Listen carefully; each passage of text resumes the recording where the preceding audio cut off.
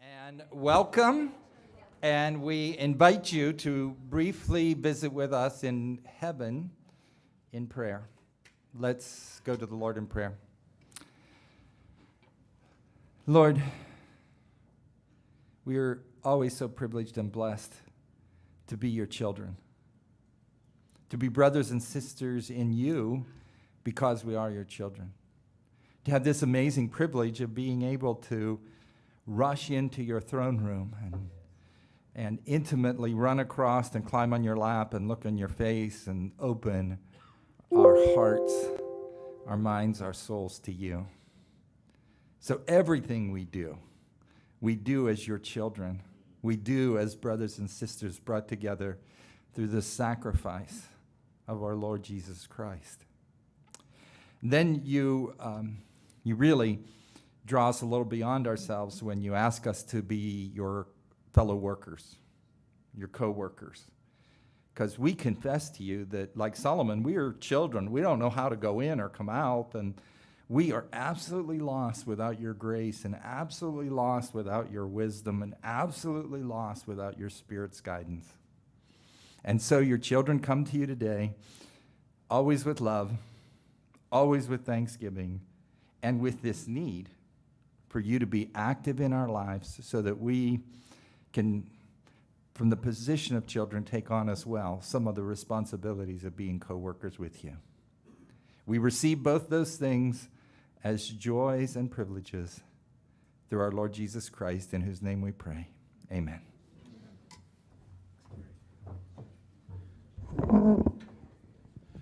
Well, good morning.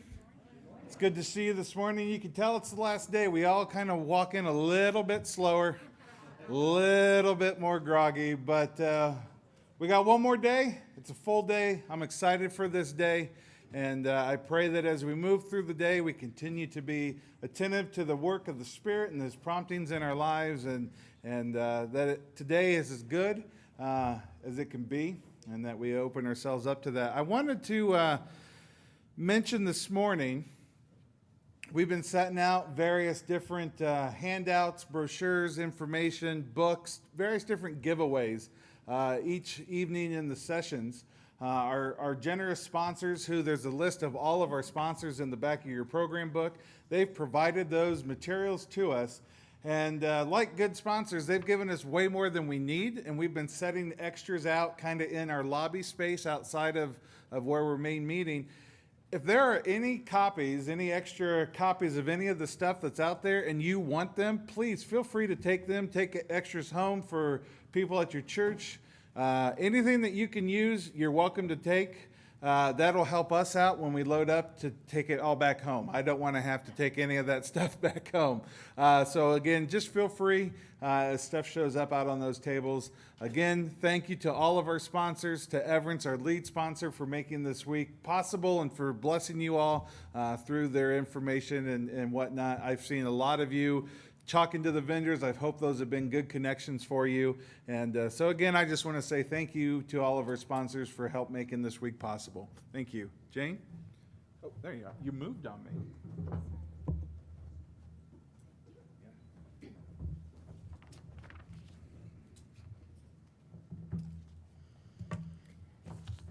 Welcome back. I call this business meeting back to order, our third and final meeting. Hope you have slept well and are missing your family at home. I'm mostly missing my dogs. I mean, my husband too, but my dogs as well.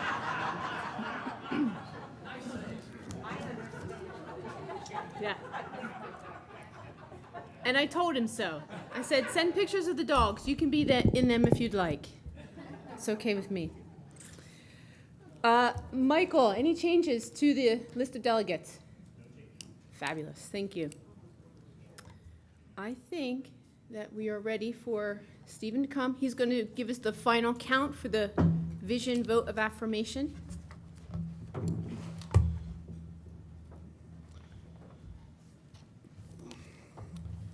Got these things up here. Hang on one second. All right. So first, thank you all for a really great 2 days of talking about things that are really important to us. We hope that you understand that a big part of this process is really about us building trust with one another. That's very important. It's been important to this board. We recognize throughout our history sometimes our trust in each other wanes. Region by region, district by district, church by church, depending on where you live and the stories you hear or the things that people tell you, we struggle with that. That's a part of our history, and it's just true. I wished it wasn't, but it is. So we hope we can build trust as we talk about hard things. And I think that's a good practice for us, because I think there's going to continue in our world as we move forward. Hard discussions are just going to be a part of our life, and I think that's okay. And I'm so thankful for the hard work, especially those who are willing to stand up and give a contrary opinion to the rest of the room, especially if you believe you are in a minority or powerless position, person with less power. That takes a lot of nerve, and I appreciate us being able to do that. So last night we looked at the report and the vote. I'll give you the exact numbers. The vote was 71 yes, 23 no, 4 abstentions. That was 98 votes. That was 5 votes short of the rest of the room. So 5 folks did not vote compared to the other votes we took yesterday.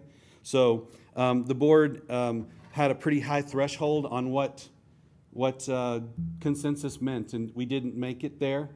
And so here's what our hope and our plan will be today and moving forward. We have some more work to do. We're going to continue doing that work with the statement that we have, but we'd also like to kind of lay some parallel track. We're going to start building what I think Lee Compson coined early in the meetings, the page 2. What are the guardrails? What's the supporting language? What are the things that we mean when we say, and start developing that work alongside this. And we're going to roll that out in what we believe has been some really good work in town halls, in some things in print. We're going to do that. We're not going to wait till next July. We're not going to wait until we give you a couple of months to read a document, and then you got to come and try to. We're not going to do it that way. We're going to work alongside and continue to work, and our goal is really to get some track laid and get some good foundation around the things that we want to do. So that's what we're going to do moving forward with this plan.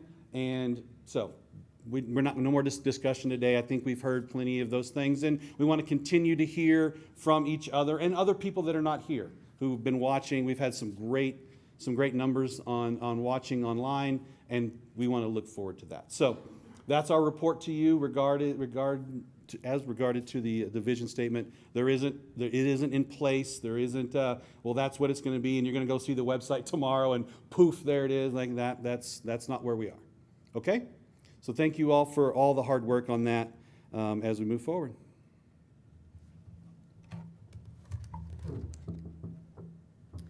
We're going to move to the financial discussion. If the great and glorious Jim Thomas would come up. Thank you. Oh no, you're awesome, Jim. I was looking around for the other one. All right.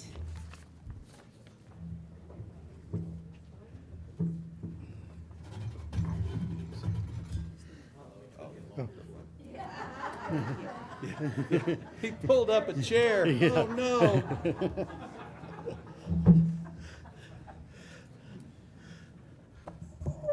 If I stood, we'd be done in 2 minutes because my leg would give out, so I think we have more than 2 minutes to go. Before we jump into the finances, I did want to mention that Stephen was talking about the closing of or dissolving of the Missionary Board Corporation and transfer of assets. At this point, there are no assets. The revolving loan fund was the only assets, the notes receivable, and those were transferred over a year ago. So the only reason to keep the trade name available is because we believe there are some wills or trusts that mention the missionary board, so we want to be able to receive those assets when they come in.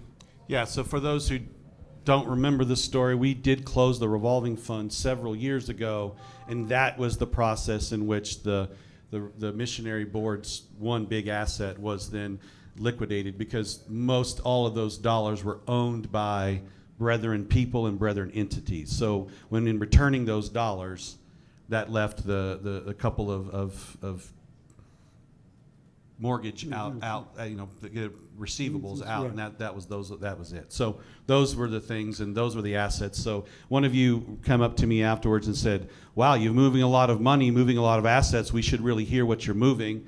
Yes, you should, and we're just letting you know that there are no assets. So. Right.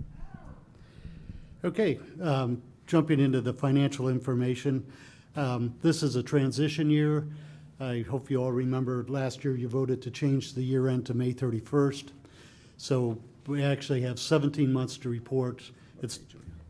I'm going to start on page 156. It's a comparative balance sheets. For me, looking at numbers without something to compare to is difficult. So we did provide December 20, December 21, and May 31, 22, so you can get an idea of where we've come from.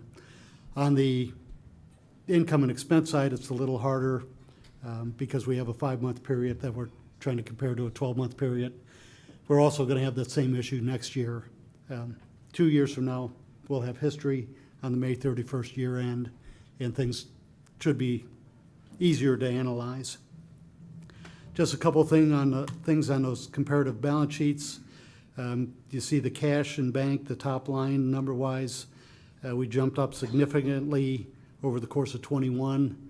That's primarily due to the collection of the notes receivable that had come over from the revolving loan fund, and also the $100,000 payment that came in from AU on the sale of the National Office Building a few years ago. The other significant change is the endowment investments. 2021 was a great year for the stock market. First 5 months of 22 were not so great. But we still are ahead of where we were at the start of 21 by 16,000, so there was some rebound there. The next 2 pages are a narrative, what has gone on over the last 17 months. I'm not going to insult you and read that to you. Moving on to page 159. What I want to focus on is the transfers column and the balance, ending balance column, the last 2 columns. The transfer column is to cover deficits in different line items, and we have to take undesignated money out of the operating fund to cover any shortfall in any of these other lines. The negative amount in the notes receivable represents the total. That's notes receivables, the second line. The $51,794 is the total amount of payments that we received over the course of 2021, and we use that to cover other areas where we needed the money. The ending balance money, other than the first 2 lines and the last line, represents unspent designated money. So if anything came in designated for a specific purpose, that money has to be shown at the end of the year if it hasn't been spent. So that's what that ending balance represents. So let me ask you a question. Transferring out of operating into other lines is a normal practice for a nonprofit, or is it a weird practice for a nonprofit? No, it's a normal, necessary process when you have areas with designated funds Good, thank you. to have integrity and honor the donors' designations. Right. The conference line has a negative in that ending balance of $21,766. That's because we're carrying over conferences until they're actually completed. At this point, especially with the May 31 year, we're paying a lot of the conference bills before May 31st and having the conference after May 31st. So we don't actually cut off the accounting for a conference until it's completely over and all the bills are paid. The next page is 160. That shows the 5 months of activity, and that is similar layout. The transfers and the ending balance columns are the same as far as what they represent. I'm not going to go through a lot of the details. That's in the verbiage that we passed by on 157, 158. A lot of explanations are in there. Page 161 is the region activity. There's two sections there, one covering 2021 and the other, the first 5 months, the fiscal year ending May 31st. The transfers and the balance column are the same as they are in the other reports as far as how they function. So like in 2021, we transferred 105,562 out of operations to cover expenses in the different regions that were incurred. The only other thing regarding the history is the operating expenses. Those are not in the booklet. They're available online. And Ryan told me that he'd put up the link. Oh, there it is. Okay, he did it. So if you want to see the operating expenses for the last 17 months, you need to go online for that. And that's. And while that doesn't look like our website, that link is I'm assuming is a shortened link that we got that will send you to our website. That actually does go to the Brethren Church. I'm assuming it would go. That's where it is. So yeah. So that's all my comments on the history. I was told to try to move quickly, so we'll open it up to any questions on the information presented.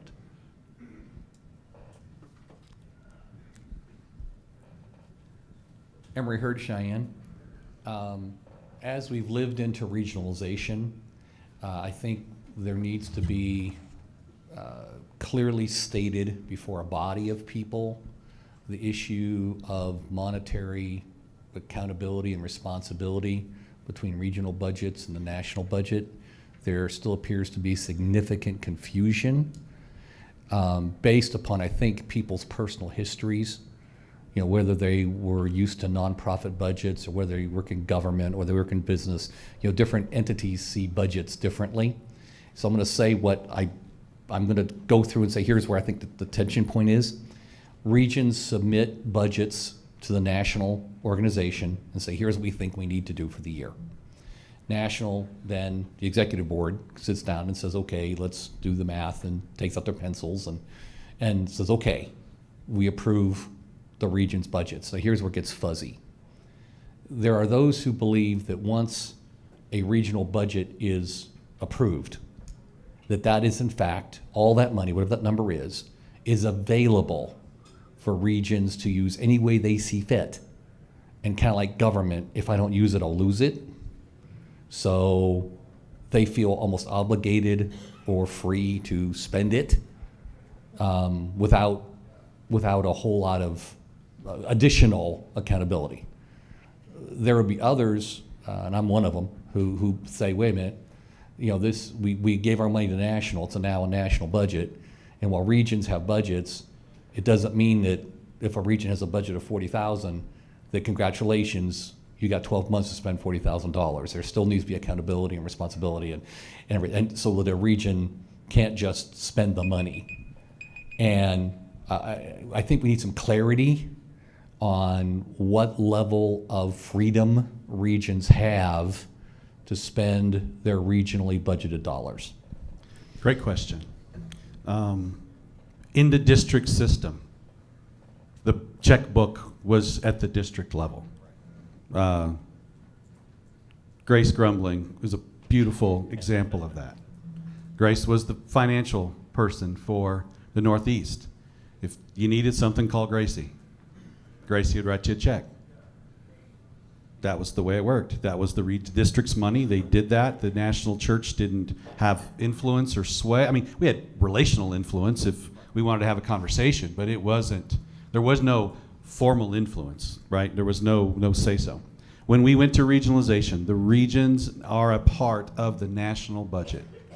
The dollars we all vote on this budget here shortly, and that is approved by conference for the region just as much it is for the national budget. It is one budget. It is one budget. It has subsections, but it's one budget. So when we have worked hard and diligently to, when the region says, hey, we got $5,000 in pastoral care in a line item, we're going to spend $5,000. Okay, like we see that that's what you think you need to do. Go spend the $5,000 in that line item. That's the perfect response. But Jim and I have been working hard with the board of like, well, we've got $5,000 in pastoral care. We don't want to do that anymore. We've changed our mind. We want to move all $5,000 now into Planting. church planting. We want to move it. Well, that wasn't what was approved by the national conference. Like we don't, the national office doesn't get to just shift line items around when they feel like it, and da-da-da. We have to kind of abide by the rules that the conference set when we set the budget. So we built a policy. I'll let you speak to that policy because you know it better than I, around this idea. So go ahead. Basically, if the region comes and says, we'd like to move up to $2,500 from one line item to another, we can permit that. If it's over that, then it has to go to the board for approval before that happens. So the board is the conference, working as conference for the conference when the conference isn't in session. So the conference then has to approve a change. We had to approve a change at the national level 2 years ago because we were out of balance and we had to take it to the conference, to the board to actually change because we had not budgeted properly and we sought to change it. The conference has to approve it. So the board had to approve it. So we work in concert with the team to develop the budget. We work with the regional leadership team and the RRCs to develop the budget. We work alongside them to implement the budget, and we have guardrails around how the budget is then implemented, and it is a national budget.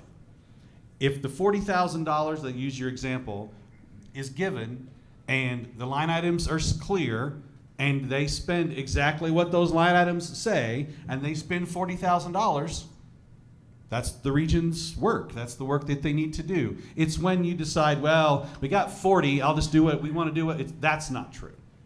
That's not true.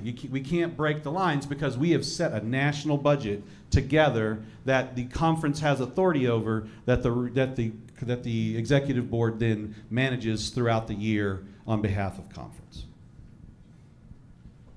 So let me ask a follow-up Okay. clarification.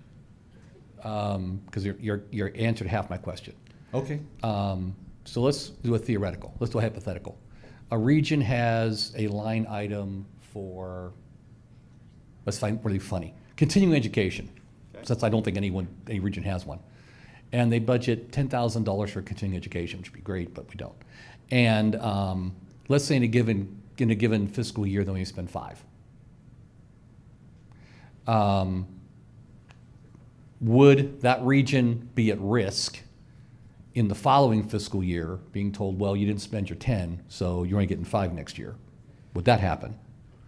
Number two, would a region have a right to say, well, gee, we were budgeted 10, we only spent 5.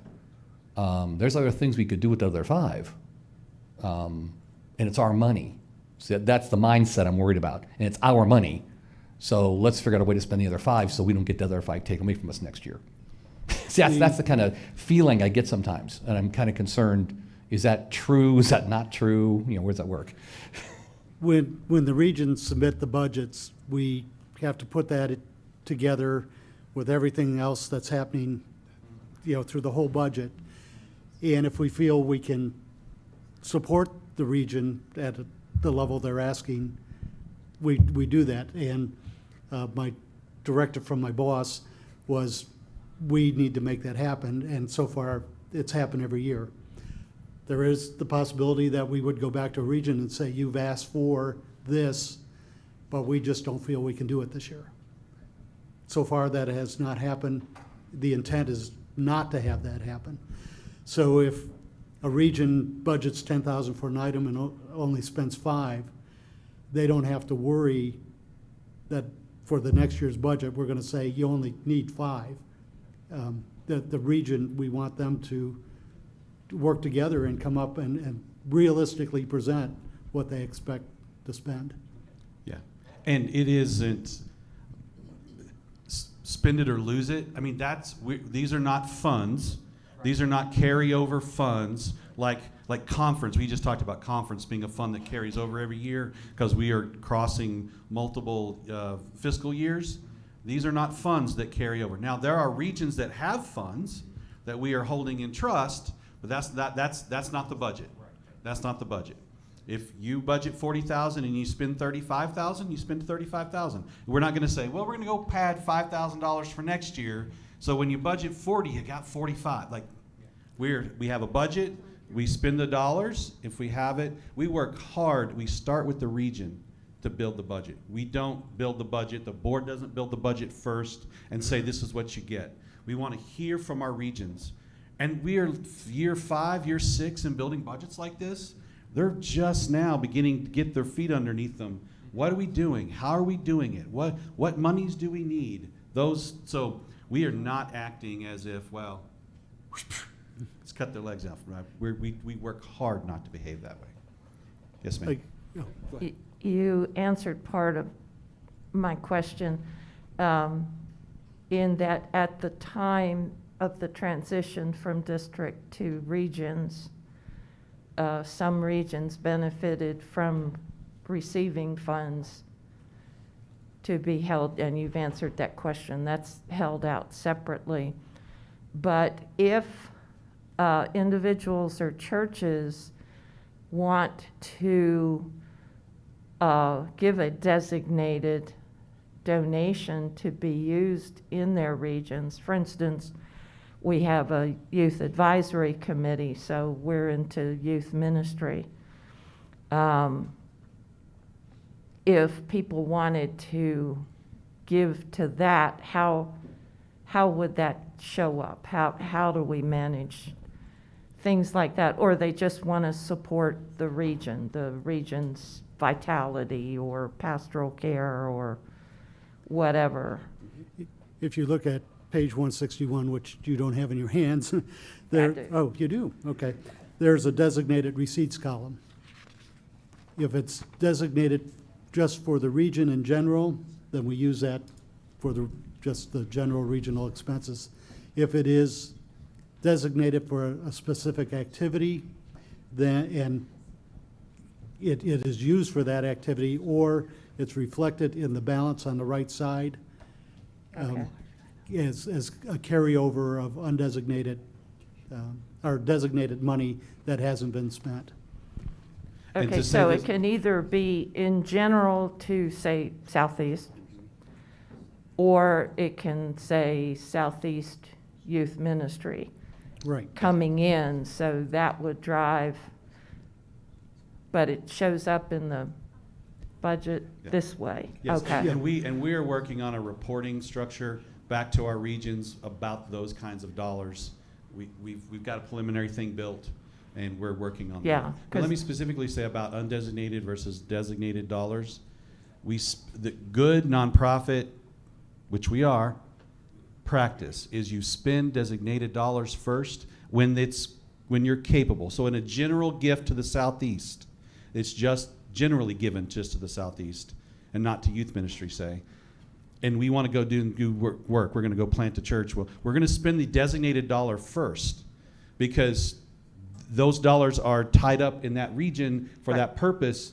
And then the undesignated dollar, which comes from the general budget later, can be spent second. That is just nonprofit, standard, healthy ways to do it because then you free those dollars up. If not, lots of dollars get trapped in buckets and tunnels and little places. And at Northgate, we called them the rainy day fund, right? We Yeah. get stuck in a spot that then isn't used. So we use designated dollars first if it's appropriate to the donor and their intention. We got to follow donor intentions, always have to. Right. And then we use the more specific, like church ministry, youth ministry. Well, when we do a youth ministry thing, then we use that dollar first and then the general dollar second. But churches can, and individuals can be assured, based on what you're saying, that if you want to give to the activities of your region, you have the option to specifically designate That's true. what you would like to.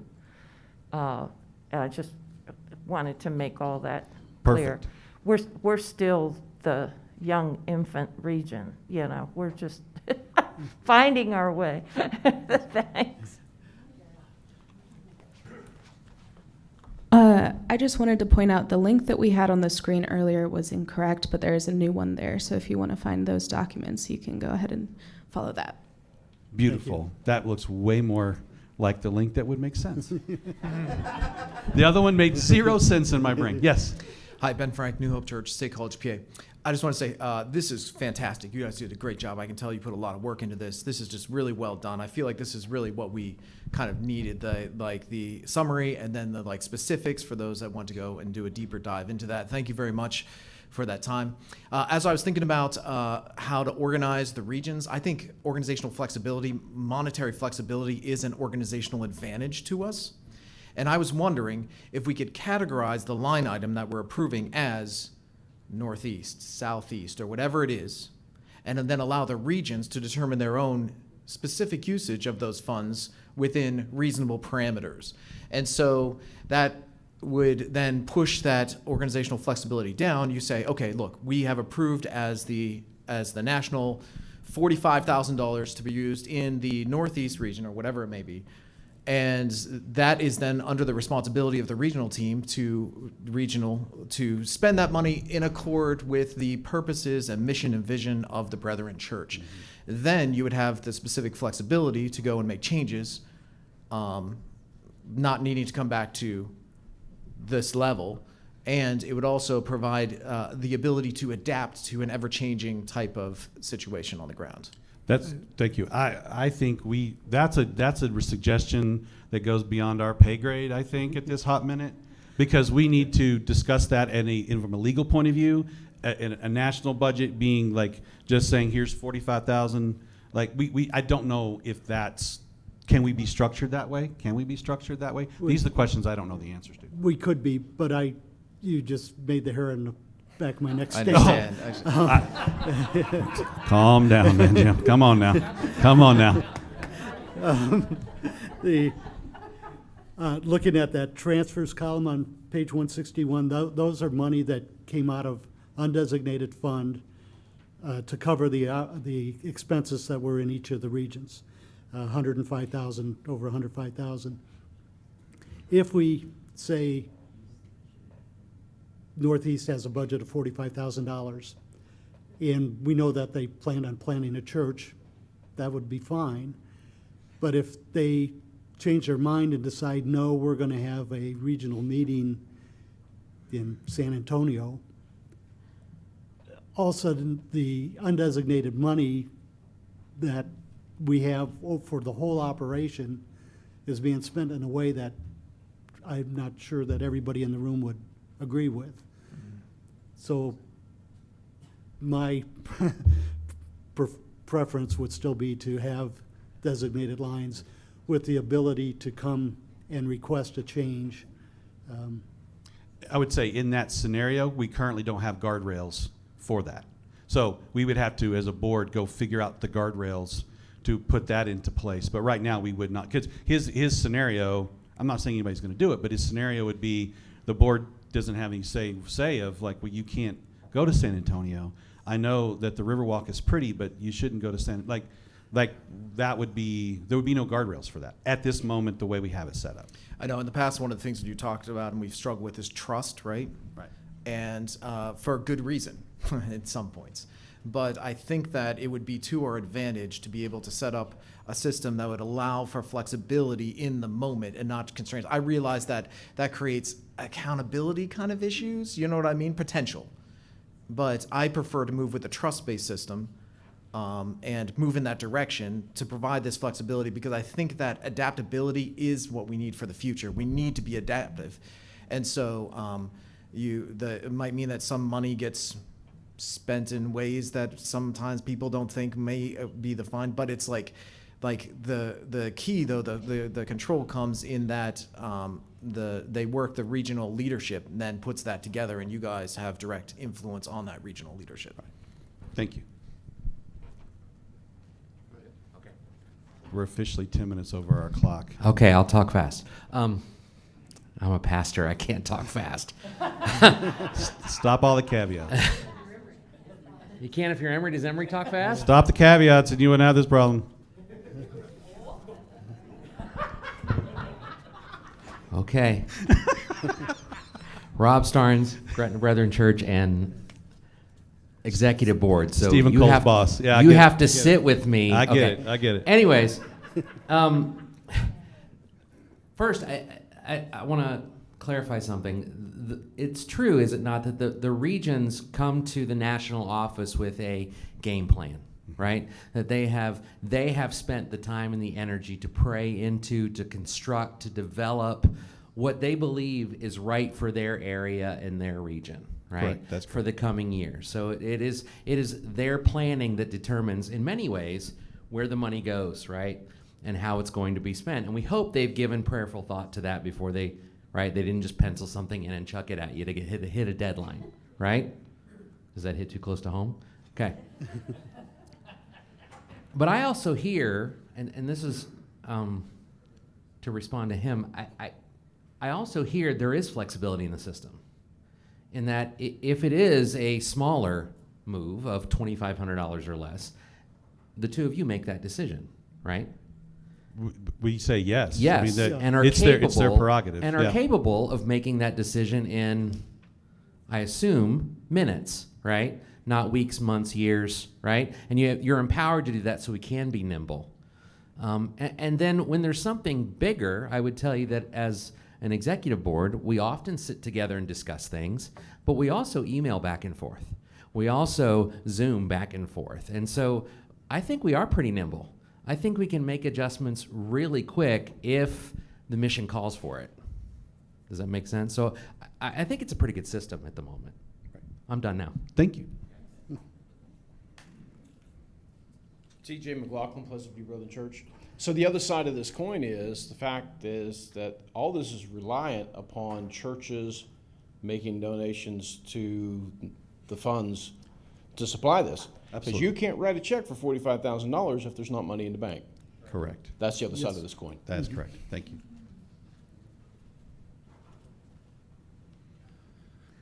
Trey Gorley, That's right. Muncie First Brethren. I have a non-regional question. Thank you. And I was not here last year. Actually, it's my first year, so I did not see last year's budget. Yes, sir. So I'm reading through. It's just like a point of clarity. Yeah. Am I correct in saying Can you that tell us what page you're on? so we I'm can on join? page 164 in the description. Okay. I assume that last year's budget's not in the book, and did I miss it? The last year's budget is reflected at the bottom of page 160 and 159. It's not a detailed budget, Okay. but a summary of the totals. Sure. Yep, that's just my clarity is last year's budget. On 164, it says total budget of 1.2 is roughly 33 over last year's budget, right?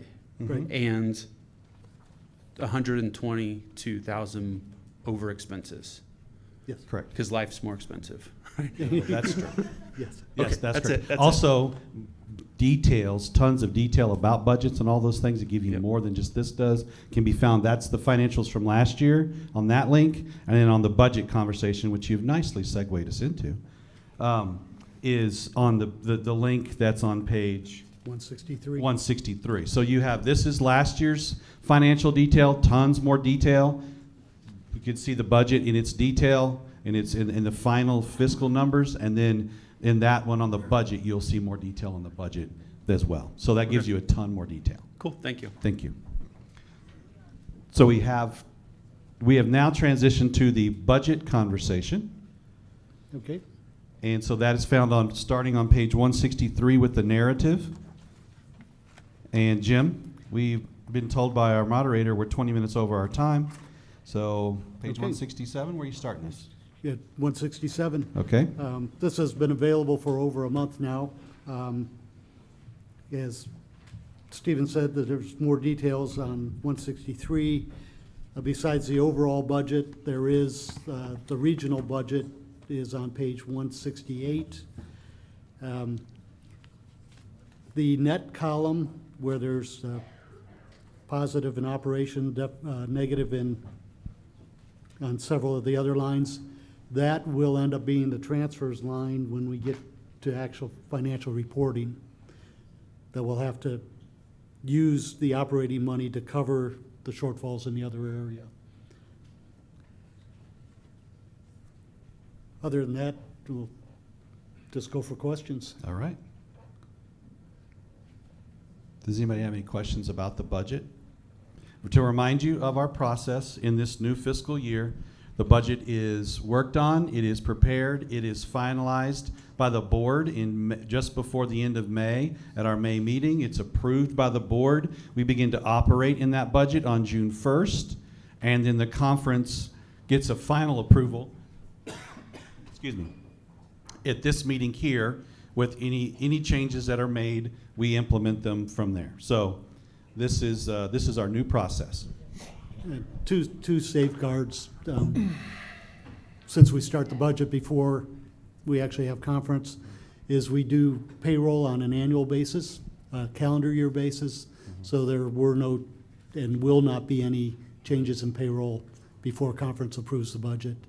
And we don't do the actual distribution from the endowment funds until after conference has approved the budget. That's right. Thank you. And we heard Cheyenne. Budget, as I understand it, is an expression of mission and vision. I notice with some concern that there is in the budget proposals for even more additional national staff. When we regionalized, one of the deep philosophical questions was, where does the power lie? Because prior to regionalization, we had a district organization and a national organization that weren't accountable to each other and really didn't have to talk to each other. And local churches could pick and choose which power they fell under at a given day. We tried to fix that with regionalization. But in combining that, we now have a pretty clear national, regional, local flow. But then came the next question. Where's the power going to be? Where's the authority going to be? Where's the energy going to be? National, regional, local, and what percentage goes where? And we're still living into that. And I appreciate that. That's a moving target. We haven't really answered the question yet. But we have our RCs that are dramatically overworked. We pay them ridiculously low wages to do ridiculously big jobs with ridiculously little time. And it feels like a decision is being made organically over time to move more and more of that authority and power up to the national level.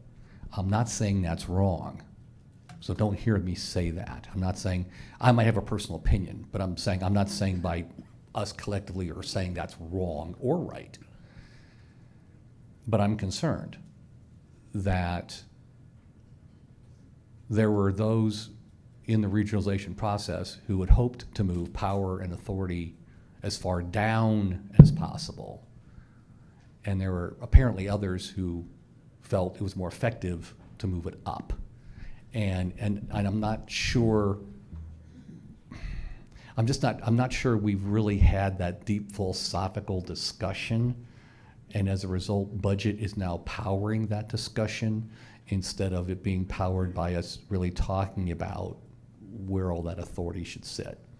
First of all, you and I have had this discussion 20 times, so we have had this conversation. You and I have, yes. Yes. But the body hasn't. Correct. Number two thing I would say, you, in my opinion, are talking about power, and this is talking about the folks who are implementing things. The national office, by hiring a staff person, in my opinion, doesn't seem like they're increasing their power and control over something. The power is in this room. This is the power. It's a flat structure. I cannot walk into a congregation and say boo, and they have to do it, right? All of the authority I have with anybody outside of my personal staff that works with me at the office is relational power, right? I'm not saying that that's not nothing. That's a thing. Relational power is a thing. If you're good at it, You can get a lot of people to do some crazy stuff, right? But to your question, though, really is where does the flow of dollars need to go? How do those dollars get best used in those places? And so regions have a lot of authority, and we can talk about that a little bit later today.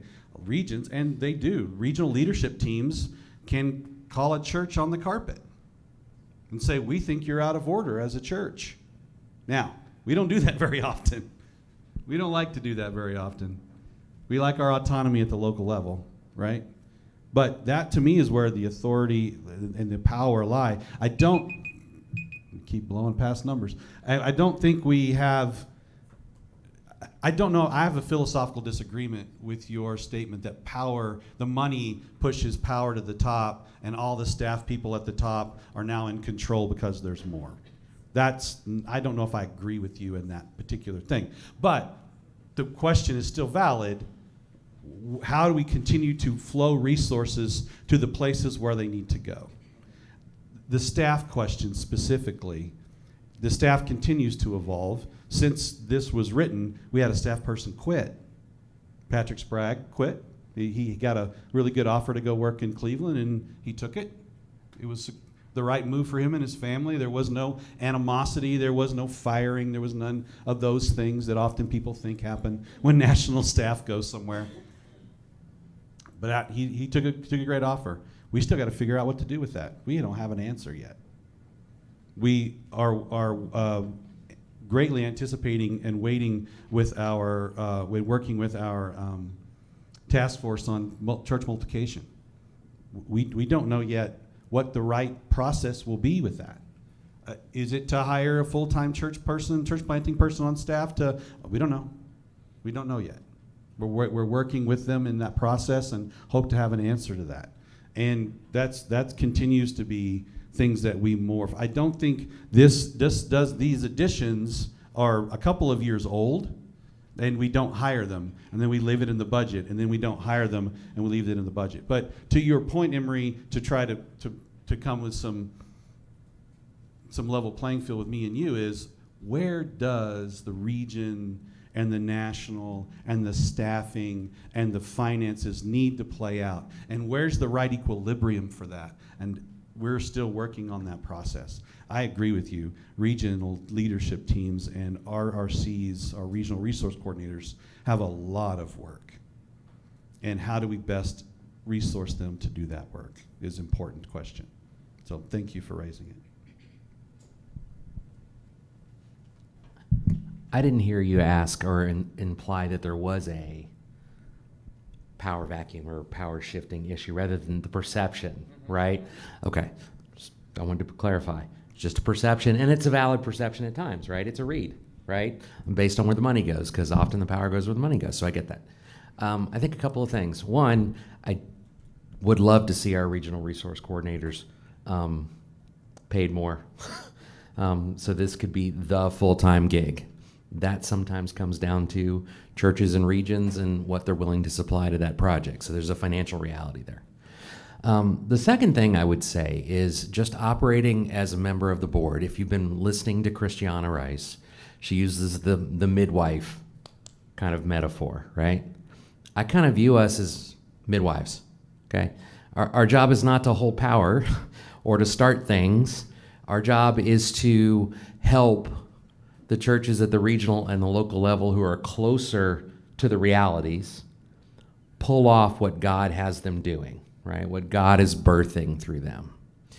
And so I know it's easy for me to stand here and say that because you're not sitting in our meetings and you don't know what we talk about and you don't know what we do. But I will tell you that this group of people that is leading this board, I admire all of them for their heart and their desire to see God glorified and to empower regions and churches to do what God wants them to do in the moment.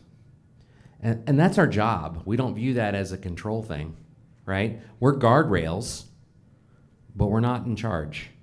Ultimately, who's in charge? God is, right? And we're accountable to one another, and we're also all accountable to Him. And so I know it's easy for me to say it, but I just want to tell you that our heart is to see local congregations and churches flourish, to see them bring glory to God, to see them to bring people to Jesus Christ. That is our goal. And I know it's easy to say that, but I'm asking as a board member, trust us. That's where we're headed, and that's what we want. And if there's a way to help do that, we're not going to stand in the way of that. Does that make sense? Okay, I'm done. Thank you. There are no more comments or questions. I would have, Madam Moderator, if you would come lead us in a vote. Do we have a motion to receive the budget as given? I see a yes, Drew and Rob, second. Any further discussion? Excellent, fabulous. We are doing a digital vote. No? No? No. Okay. All in favor, say aye. Aye. Opposed? Fabulous. The budget is passed. Applause, please, please.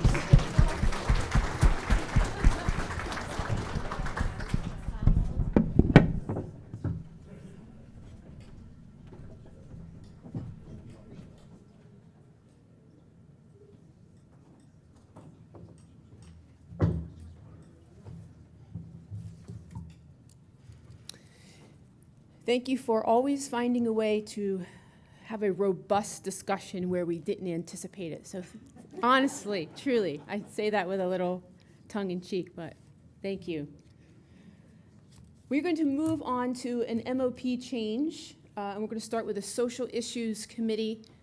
First, from Rules and Org, have you, I'm scanning for Jerry. Have you ruled those changes to be in order?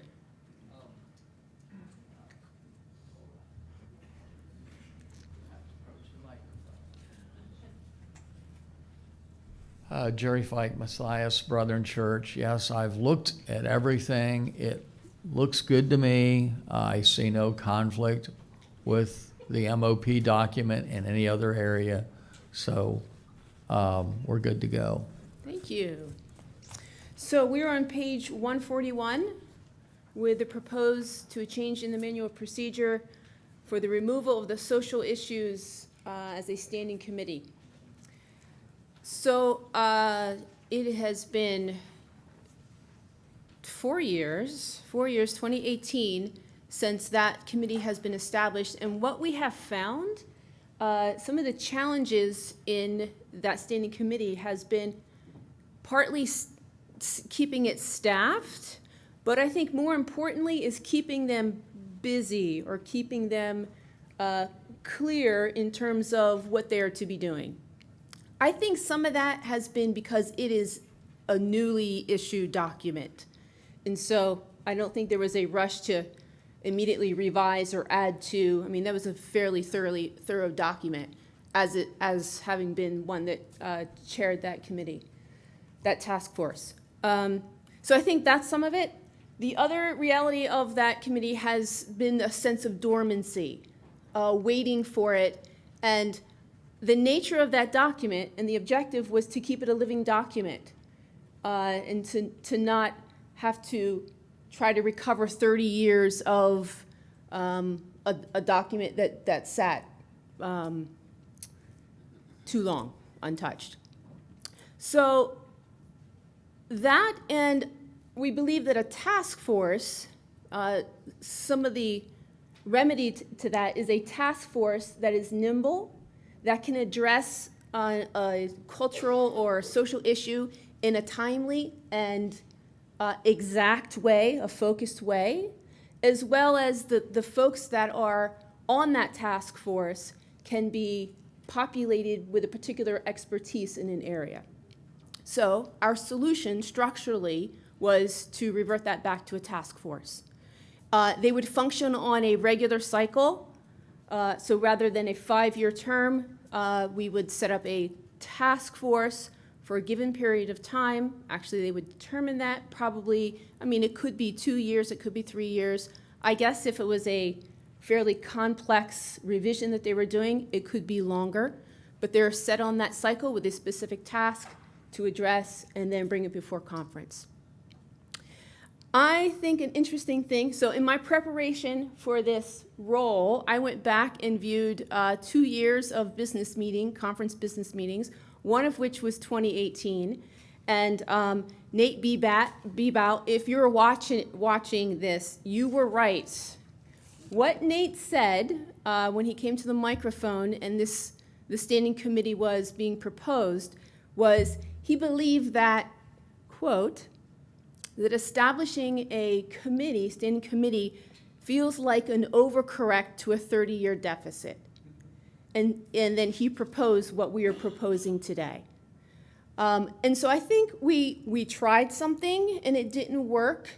So we are then moving back to a task force with a revised strategy. Basically what we're proposing. I think it's helpful on page 141, the rationale there. Those last 2 sentences are important. This change will not remove any authority of the General Conference over the social issues document. Any changes to the statement on the social issues must come before General Conference, of course, for acceptance. Okay? So moved. Do I consider that an official motion? That's fine. Can I get a second? Thank you. Any discussion? Yes, sir. I don't know if Cole's here. I know he was concerned about flight. Yes. Yeah, he did. Okay, so I just wanted to explain, Cole and I have been talking about this, and that's something I'm very passionate about. Social justice to me and it's, Steve, we've talked about this as well. You know, we talk about the sanctity of human life, and the reality is it's the sanctity of all human life. Not just the abortion issue, but immigration and the whole Black Lives Movement. It just goes across the gamut, and it's very dynamic. And so as one on the committee, I very much appreciate moving it to a task force so that we can address issues specifically and dynamically. And I know talking to Cole, this is not something that you are gonna, will show up at next year with a list. That's not gonna happen that way. We're gonna work interactively with all the churches. We want to create a foundational belief when we talk about the sanctity of human life. What do we mean by that? And then all of the issues that we address within social justice are going to have to do with understanding that foundational position of the sanctity of all human life. So they'll be layered upon each other. So personally, as one involved, I'm really excited about the change. Thank you. Thank you. And I would just add to that, I've had meetings with Cole and some of the team members, and they do have a vision for what this could look like. So that has been very encouraging. There are folks that really want to get at that task, but in a listening sort of way, that they can make that document useful, not just as a umbrella statement, but so that it has meaning and purpose at the local level. So thank you for that. Appreciate that. Hi, Hannah Strickland from Five Stones. I just have a clarifying question. How will we be electing people to be on this task force? Will it be a similar process as how we have it for this group, or is it going to be changing a little bit? My understanding is we appoint task force members, we being the executive board. Okay, Of great. course, in collaboration with Stephen. Thank you. Mm-hmm. So if you're interested, Hannah. Yeah, Okay. Recruiting's a real thing. Noted. Absolutely right. And Stephen Cole. I'm going to say Park Street, but I don't go to church there. I go to Five Stones. We want to be able to put people who are passionate, both, and also have an expertise that an election just sometimes can't get to. I want to be clear. This was brought to me by several congregations. That this is not a change to the document itself. Right. We are not changing the statements. We are not, today we're simply changing the structure of management of the document. The document is exactly the same as it is. Thank you. Understood. Other thoughts? Comments? I see no movement. Let us go to a vote. All in favor, say aye. Aye. Opposed? Aye. All right, there we go. We can talk, Emery. Let's talk more. We have a second MOP change. Stephen and Drew, they're going to lead us through that process. It is regarding the ordination task force and their recommendations. Jerry, again, can we get you to rule in order that MOP change?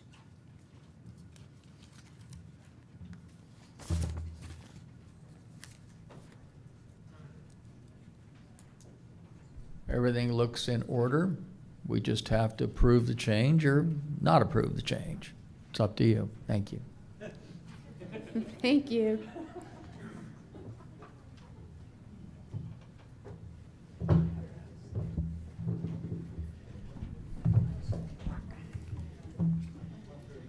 We're on page 121 with the recommendations, and the MOP change portion is on page 132, I believe. Yep. Yeah. Hi, my name's Drew Mazaire. I was the chair of the Ordination Task Force. If you don't know me, I'm Bruce Breckbill's new best friend. Congratulations. So Congratulations. that was the big thing this week. Anyways, the Ordination Task Force was myself, Stephen Cole, Jeff Estep, who didn't make it out to Boise this week, Emery Hurd, and Tom Sprouse. And so we have a list of recommendations for you. If you remember last year, we had a proposal come to the floor to create a new category of leader in the Brethren Church, making licensure permanent.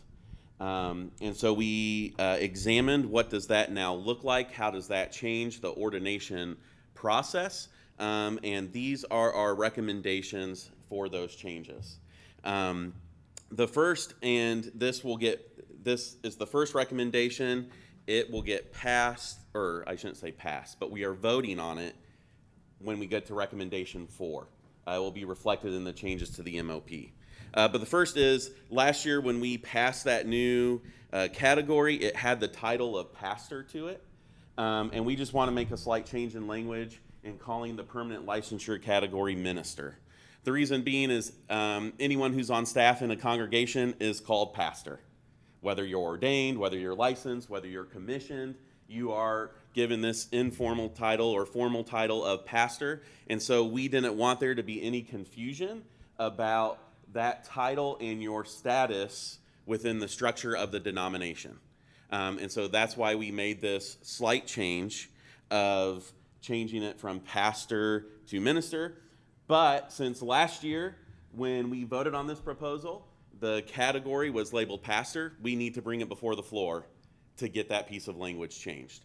And like I said, that will be more clearly seen when we talk about recommendation 4 and we look at the changes in the manual procedure. The second recommendation is the obvious one that actually happened last year when we voted on this, and that is the National Board of Oversight needs to create a pathway for licensure. Before, you were licensed, and the goal was that you would get ordained. And so that process was just one simple, unified process, and you were licensed throughout the time until you were ordained. Well, now we need to have a separate pathway because an individual may choose to just be licensed and not take the next step of ordination. And so we have 2 separate pathways. If you are going to go the pathway of ordination, you will need to go through the pathway of licensure first. And then ordination pathway builds off of the licensure pathway. National Board of Oversight is going to be the steward of that process. We're not going to bring the whole process forward to you, all the steps and the checklist to it, because if we brought it to you and you approved it, then every time we had to change one word in that process, we would have to come back up here at General Conference and say, we need you to change this in the licensure process. And so we are giving the authority to the National Board of Oversight to oversee that process. The third recommendation is this, that the way ordination works is you are ordained and you're ordained.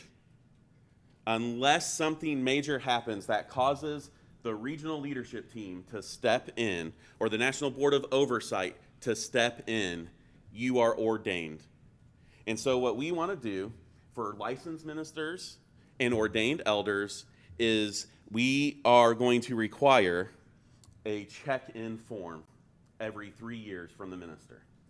It's a list of 8 questions. NBO will again be the steward of that document and what that document looks like. And it will be required for all licensed ministers and all ordained elders to submit every 3 years. If you do not submit the document, what happens? Right? That's what we really want to know right now. You will be deemed an elder or a licensed minister not in good standing. But if you resubmit that document past the deadline, then your standing is done. I mean, it's back. All right? Now, granted, then the question becomes, well, what if the person reviewing this, which would be your regional leadership team, what if the people reviewing this do not like what my answers are to these questions? Well, this is why we want it to be a form that's handed over to the regional leadership team that starts a conversation between the regional leadership team and the elders and ministers in their region. We're not necessarily going to give the regions a black and white scorecard that says that this person has to say this, and this in order to keep their standing. But it's more going to be like, hey, one of the questions we have on there is that we're recommending to the National Board of Oversight to ask you is, what have you been reading lately? What have you been listening to? Who have you been following on social media?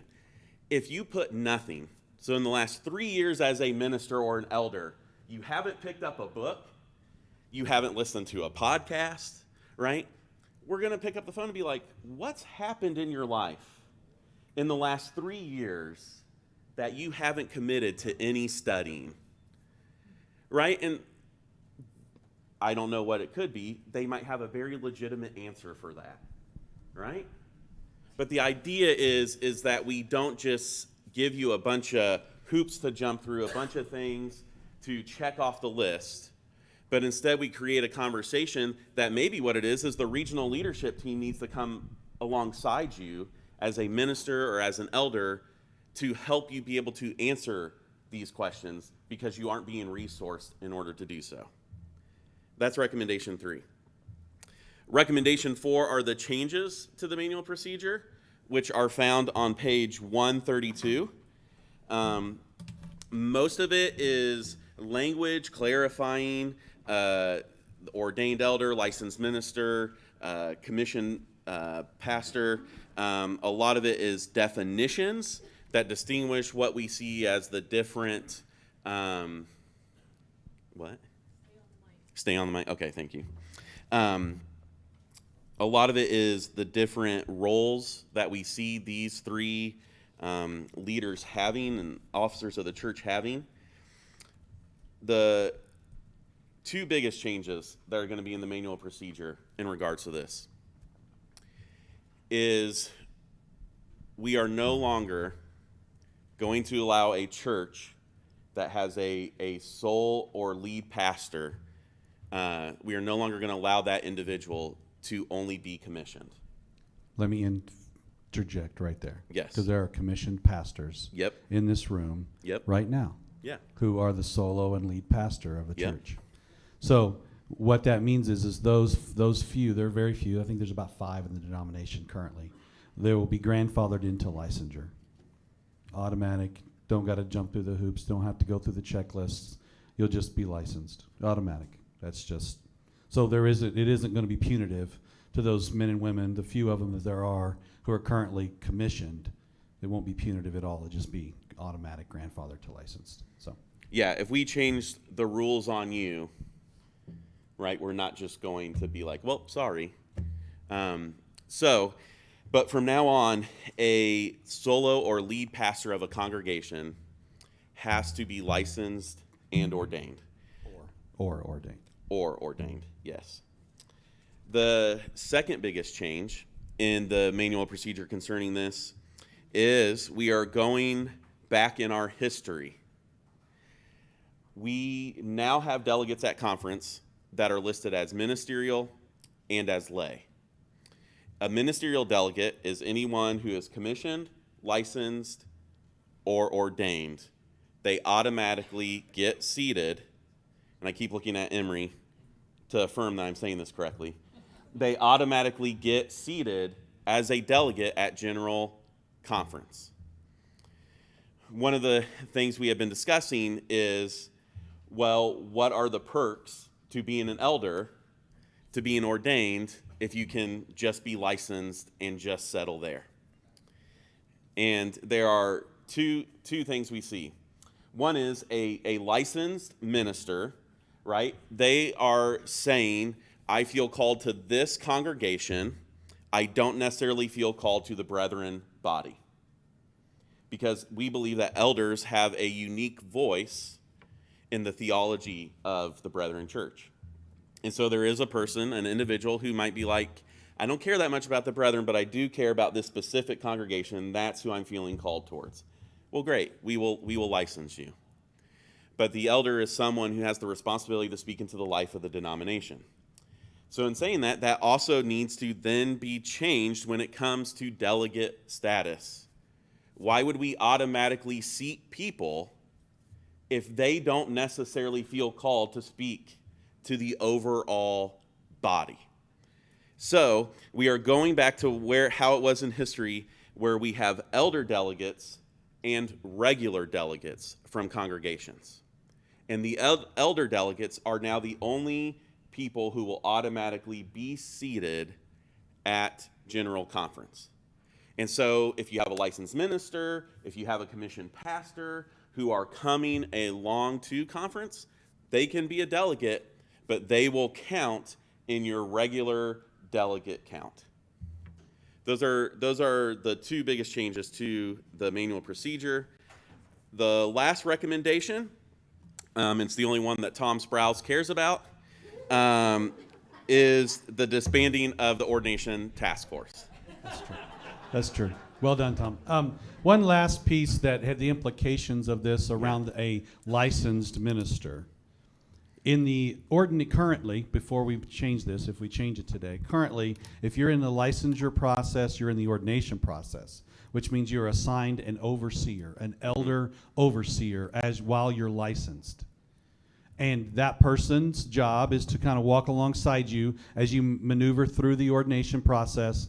And when you are then finished with the process, you are now an elder if you are through the process, and you no longer need an elder as an overseer in that fact that you are an elder. You can oversee others that are not elders. It's currently the way it is. If you have a licensed minister at your congregation, that if they're doing a baptism, or they're doing threefold communion, they're doing the ordinances, they're doing that in conjunction with an overseer, an elder overseer. Well, if we make that licensed person permanent, then they have a permanent overseer. That means that your region will need to appoint you a regional person, an elder in your region, who comes alongside you, and it's a relationship. And the region's responsibility to do that, that will be the work that the region will do, and then you will have a partner in ministry with that person as you do those kinds of things. Now, we've had interpretations of this before. I've heard elders say that I have to go to the building and be in the room when that licensed person is baptizing someone. That is not an interpretation that is widely held in the Brethren Church at all. My elder overseer was Paul Stanley. Paul Stanley did a fabulous job working with me as I was going through ordination. Paul Stanley knew when I was doing baptisms because we met on a regular basis.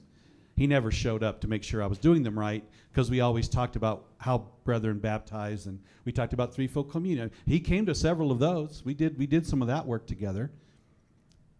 But it doesn't mean that your elder has to, Drew's doing an ordination or doing a baptism today. I guess I got to get a person to come speak for me so I can go to the church where that's not what we're saying.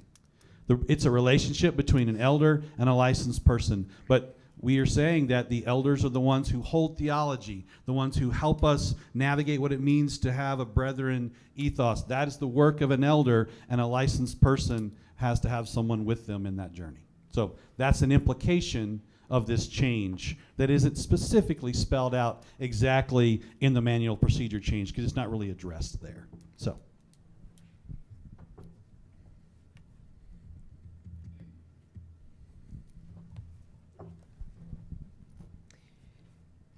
Do we have a motion to adopt this change to the manual procedure? Actually receive all 5 recommendations, Oh. which includes the manual procedure. Thank you, TJ. And we have a second? What's that? We have a second? Yes? Discussion? Comments? Thoughts?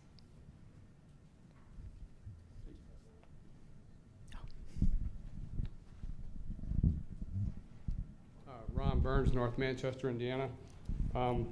Something that maybe it doesn't address, I don't know how it can be, is if a church calls a pastor's not brother and the pastor does not want to be associated, and the church is okay with that. So It addresses it in that they need to meet with their region and the pastor needs to be okay with being licensed. It does implicate that. That is a significant limited congregational reality. We're not fully autonomous and never have been. Sometimes we behave that way, but on paper we've never have been fully autonomous.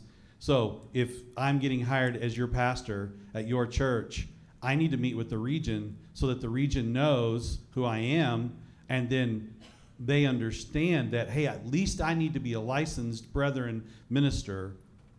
There's some time limits and all those kinds of things, but I can't just look at it and go, no, thank you, I'm not interested. Thank you.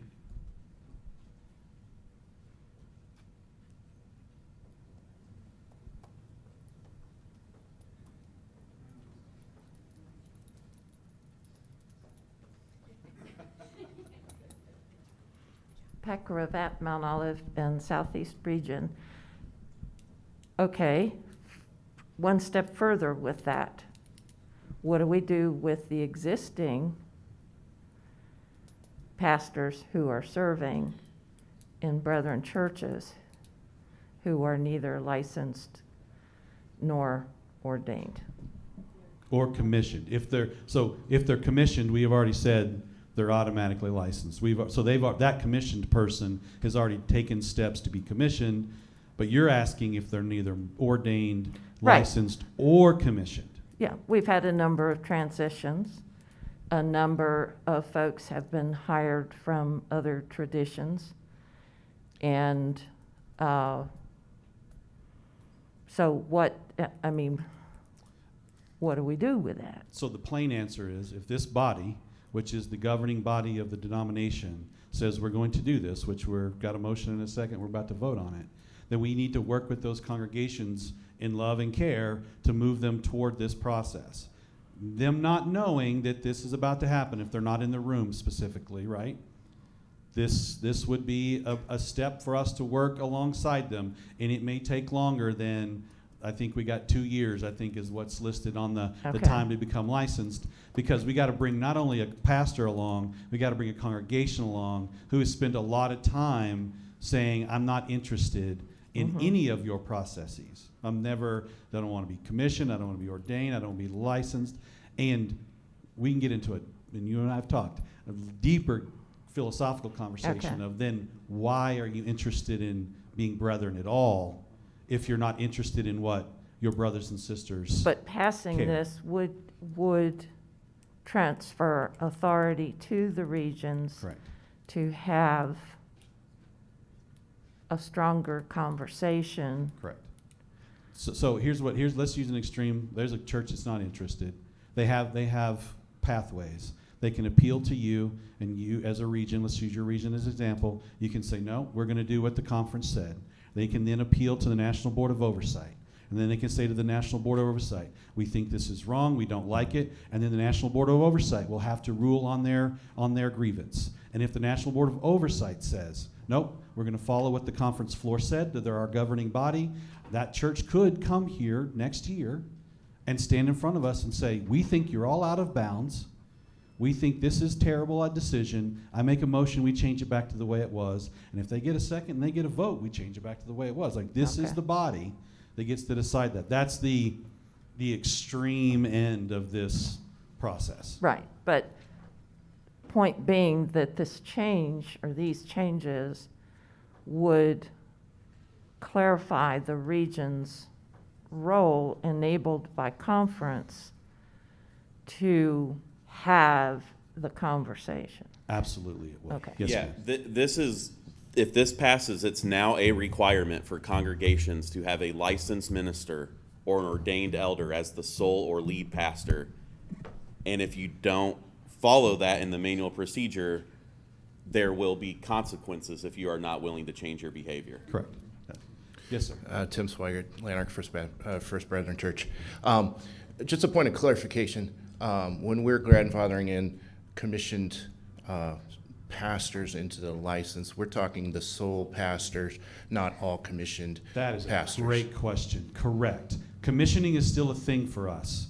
You can commission men and women at your congregation to do local ministry. So it pushed commissioning actually back where it was originally for. Commissioning was originally for your youth pastor, your children's pastor, that are not interested in moving across the denomination to be 14 other churches' children's pastor. They want to be the children's pastor here. So you commission them. They get there are IRS perks with these things. I mean, that you get the right of being a pastor, but you're local, and that is under the authority of the local church. We're removing well, you can just be commissioned and be a solo pastor. That's the only place. Great, Tim. Thank you for the clarity. Yeah, hi, Joel Souza, North Georgetown, Ohio. Just a point of information, you mentioned that we have about 5 who are commissioned who will be grandfathered in this process. Can you give us a number of how many pastors there are who are neither commissioned, licensed, or ordained? How many would this actually affect? That's a great question I don't know the answer to. I can tell you the Southeast has a couple. Regional coordinators, can you guys kind of think through your groups and give us an answer?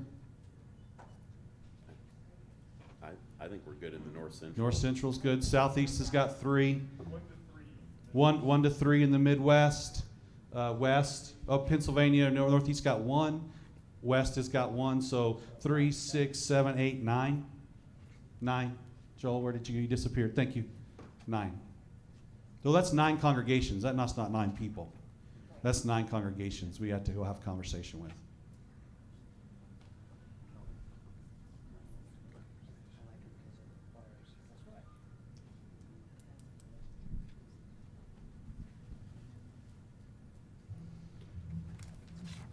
All right, let's vote.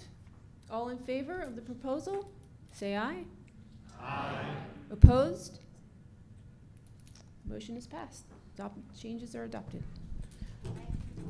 Congratulations.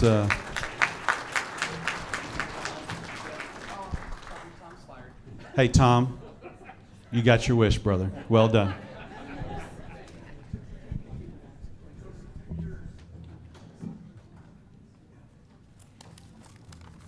Gail and Pat, if you could come up. Pat's going to do it. Okay, great. We have another church to celebrate as they change status from provisional to church status. Pat's going to bring that for us. Just real quick, yeah, let's celebrate again. How about that? I don't want you to think that Southeast is grappling with all this stuff and nothing else good. Great stuff's happening, so good fruit. Let me ask Pastor Neto and his wife Donna to stand. John was ordained last year, and he is pastoring the Gathering Church of Virginia. That's a long title, but we already have the Gathering in Grottoes, Virginia. So Southeast has 2 gatherings, but he has been pastoring that church, and the congregation has come to the region and asked to move from provisional to full church status. The regional leadership team in Southeast has approved that and is now bringing that motion to the floor.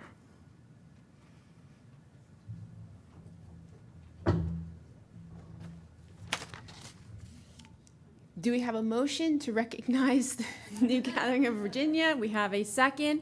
All in favor, say aye. Aye. Opposed? Yay. 5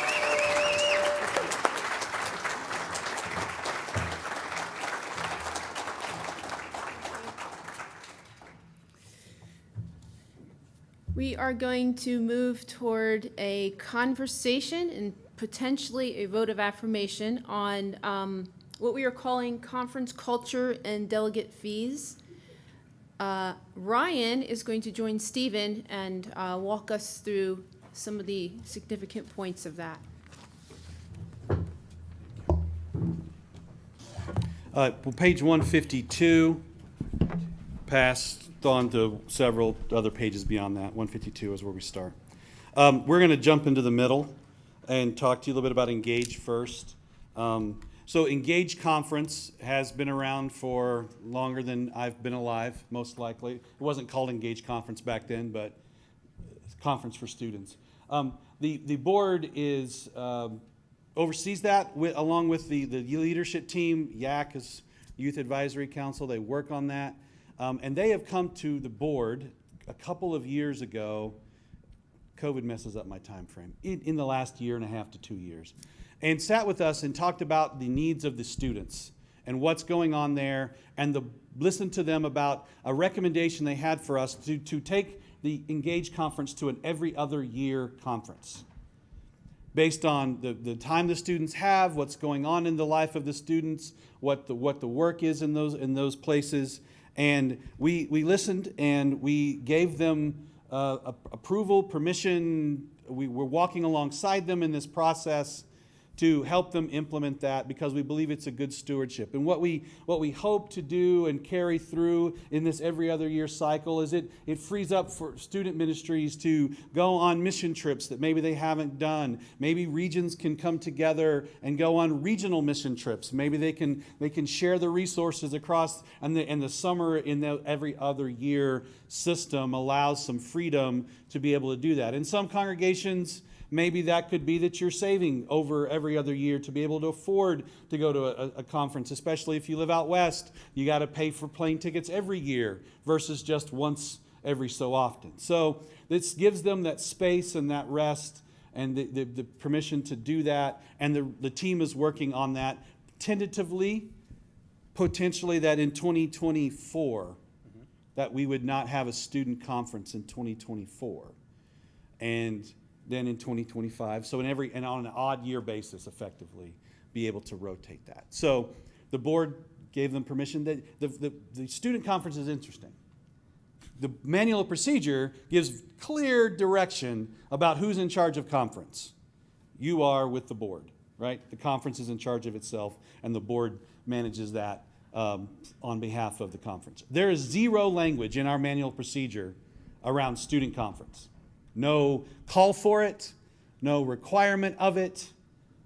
So it falls into this weird, fun place. As former youth pastors, that feels right. Youth ministry often falls in that weird space, right? That weird space. So that's just for your information, for your knowledge. We would love to hear from you on that. We're going to give you some time in a bit to talk about things at your table. And when we come back out of that for some mic time, you're welcome to bring a comment to that. The board would love to listen to you in that process. Ryan, anything you'd like to add in that section? Just briefly, I hosted a Zoom meeting for youth leaders, pastors. We had some that attended, and by and large, the sentiment of what we're trying to do was well received by those on the call from the standpoint of a youth ministry summer is about 8 or 9 weeks, and all of our youth leaders struggle to find time to do all the things that feel right and important and necessary and good. And so the idea that there would be something removed from the pool of competition and put to every other year allows them to then also shift their overall planning. And so the idea of having a year that could be focused more on camp or mission opportunities, and then a year that the focus could be on Engage Conference set very well with them. We had very good feedback with them. Honestly, myself, along with the YAC team, kind of see this as a bit of a beta test. We don't really know how it'll play out until we kind of jump into the pool and see how we swim. And so while this is a proposal of a thing that we think may lead to good things, at the same time, after a couple of years, we'll know if it's good or not. and continue to pivot and figure out the best way to minister to our teens nationally across the board and even beyond. We've talked about with Scott Soden, our Global Partners Coordinator, what would it look like from his vantage point to help make connections to our mission partners in other countries to youth groups and help facilitate missions opportunities. So I feel like the vision is pretty wide for what could happen. Now we just sort of have to test it out and see how it really all works. Yeah, and how powerful would it be if you're a congregation and you've got 2 youth, but you can partner with other regional churches and the 60 students or the 40 students that your 2 youth are a part of could go do something together that you as a small congregation could never do on your own, right? There's not the manpower, the cash, and so we're hoping that this gives us some space, and trying new things is a good thing. Finding out if they don't work at the end, also a good thing, right? That we are definitely living in an age where church is changing, and how we manage those things and what those things look like, we need to be willing to try some new stuff. And so we're hoping that this is a good thing. So speaking of a new thought, go back to the front of the page then on 152. And I wrote this up relatively fresh. We had a congregation reach out and ask to have delegates status virtually. To be a delegate from a distance. We're live streaming now, so you can watch. Right now you can consume, but there's no way for you to participate in the room. There's no way for you, we obviously digital voting, we're using it, but you would not have the interaction that we currently have. It was a request. The board wisely thought, it was maybe a month ago or so, the board said it's way too soon, way too fast, way too quick to pivot, and wisely said out loud to me, and I didn't think about it this way, our polity is shaped around being together. Deeply shaped by being together. And to do this willy-nilly, just real quick, kind of takes that away. One of the pushbacks has been, well, you did it in 2020. Correct. But we were in one mode in 2020, all online. And if you remember 2020, Josh and I carved up the agenda pretty significantly and whittled it down to the things that we needed to do only. Knowing full well it was going to be very difficult to talk about hard topics virtually on Zoom, right? We've never done that before, so that was the choice that we made to get our budget passed and our board populated. That was effectively what we did that day. So it was requested by this congregation, and I'm like, well, the board is not the arbiter of all things. The conference floor is. So thinking about this idea of virtual delegates in a hybrid model, right? Because there would be still people who would want to show, and then there's people who would potentially want to be. So a con is all of that discussion we have had, let's just use the current thing, the discussion about vision that you had over dinner, and you had out drinking a cup of coffee, or you had in your room with your spouse after hours, all of that is not possible if some people are online. There's a limitation. A pro, we can get a lot more people involved from the delegate point of view, right? There's a pro there, more delegate status can then be used and help us make decisions. So there's a pro there that other people could come and be a part of this. Something we said as a board is that we need to raise the value of what it means to be a delegate. Being a delegate isn't just getting in here and saying yes and whew, we got through it and we move on. A delegate is truly the body that we say is who is helping us make decisions. That is an important, noble decision process. And we need to raise the value of us being delegates together. Yes, we use representative government that we stole from our country's style of government. Yes, we do. But we should use those, we should elevate that status and say, we need more from you. We need this sinews that get connected when we're not in the room together in a formal business meeting, talking and sharing and working together to help us make the best decision. And so we want to hear from you about this idea of virtual delegates. And we're going to give you a table talk time here in just a second. So that is one of the things. And so the last thing then is really what was the whole impetus for this whole conversation. Last year we talked about delegates, we talked about fees, we talked about structure and how it's working and all of that. And we said we're going to bring back to you a new recommendation on delegate fees. And that's where it started. But we started having these other conversations and we couldn't divorce those things from this, so we're putting it all into one big conversation. And we'll see how far we get in just a few minutes. Thank you, Emery. So, the bit of history, Ron Waters told me one time, conference used to cost $5. That's mind-blowing to me. I don't know what year that was. But delegate fee and registration fee, there was one. It was $5. And gas was 64 cents. Probably 25 cents, right? We gradually increased the fees as inflation required. And then we hit a wall. In 2000, we had to temporarily break the wall. We got up to $75 as a delegate fee only. No registration fee. And then everybody decided that we all want to go hang out with Emery, and we all went to Colorado in 2000. Many of you might have been to that conference. All of you probably were my age and had children my age at that time. There was a lot of you out there. 600. There was quite a few. All of a sudden it was like, whew, we can't do it. It's too expensive. $75 isn't getting it done. So we added a registration fee for 1 year.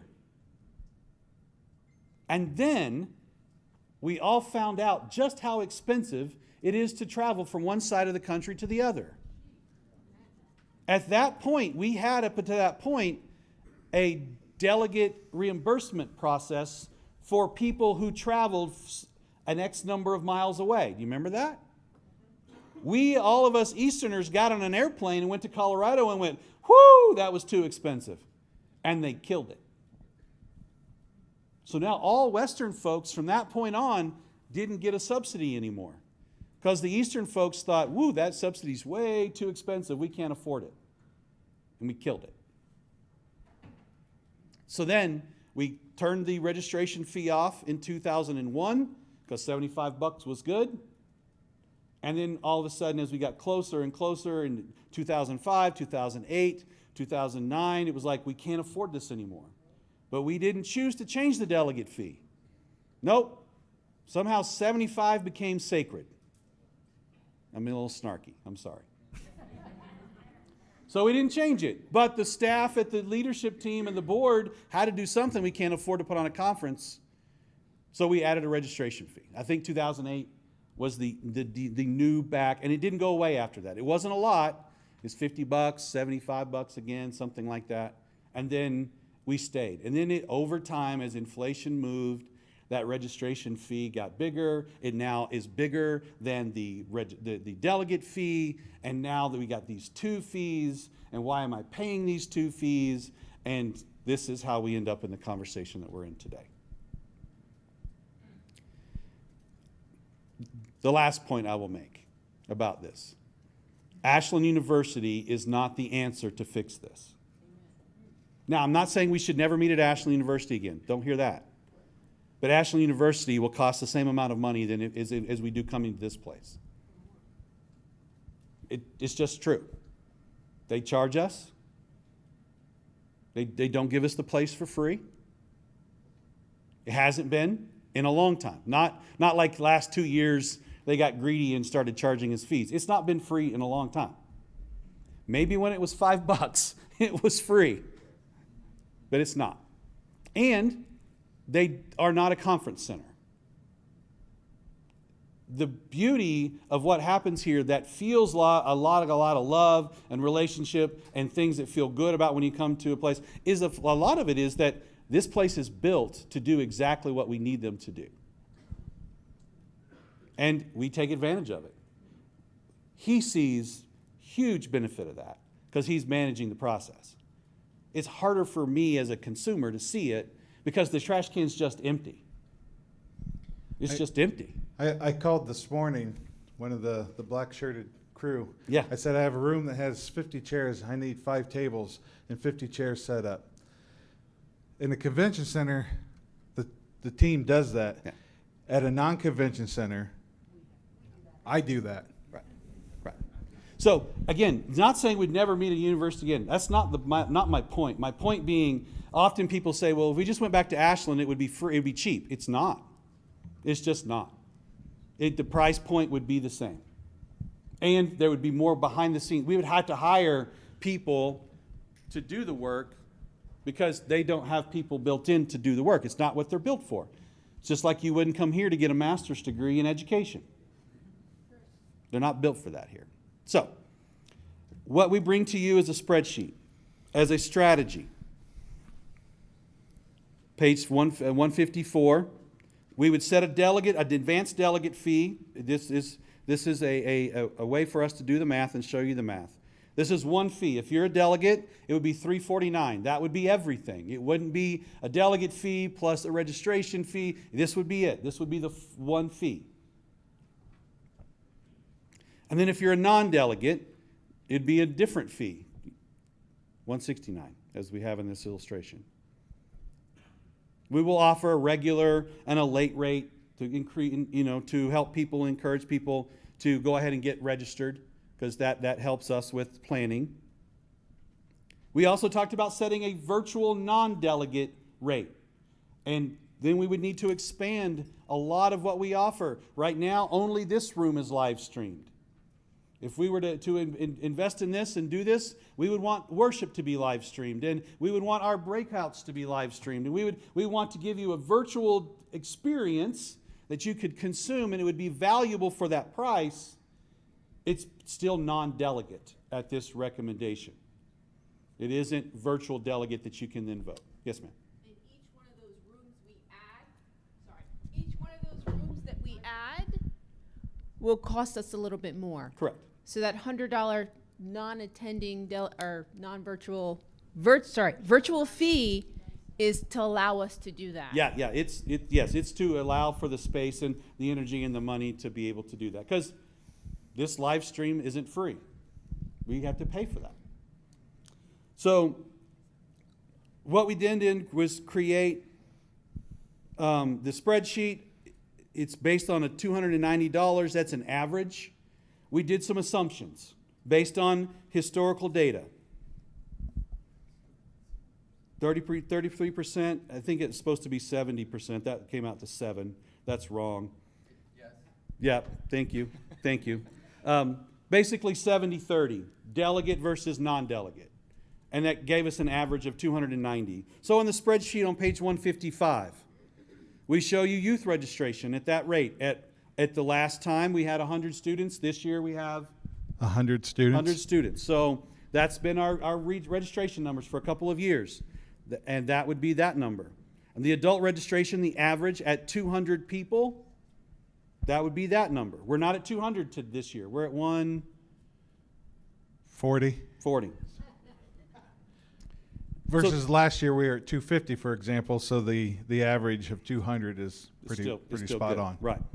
So averaging that out, and then if the conference showing you the different, how much, and each conference experience in different places, the price fluctuates based on the group, the place that we use, all of that. So giving us that thing. The biggest piece of math that I can show you here, and Jim will be proud of me, it isn't about increasing by $10 is less effective than increasing a whole human. You add another $369 by one person versus taking that same number and adding $10. The way that we get conference to be more profitable, if that's the wrong word, sustainable, is that more people attend.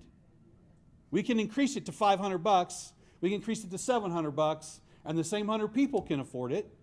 Or we encourage our folks and we raise the value of delegates, and we say, here's why we need to be together, and we raise the value of why we believe this is important. Then the math gets better as more and more people. 500 in Colorado? Is that just adults? Or was that students? Just adults. There were 13, according to the evangelists that I read in that report, there were 1,300 total brethren. 1,300. In essence, from the youngest to the oldest, 1,300. Largest conference in years. The following year, there were 650. Total. Yeah. Which was interesting to note. But yeah. So raising the value is the most critical piece, because when you add a whole human, you add the whole fee. If charging you an extra $10 gets spread out and just is less effective. It can be effective, but it's just less effective than getting our folks to see the value of why it is we get together. So, those are the recommendations. We're going to, Ryan, anything like you'd like to say that I didn't say? I think you got it. Okay.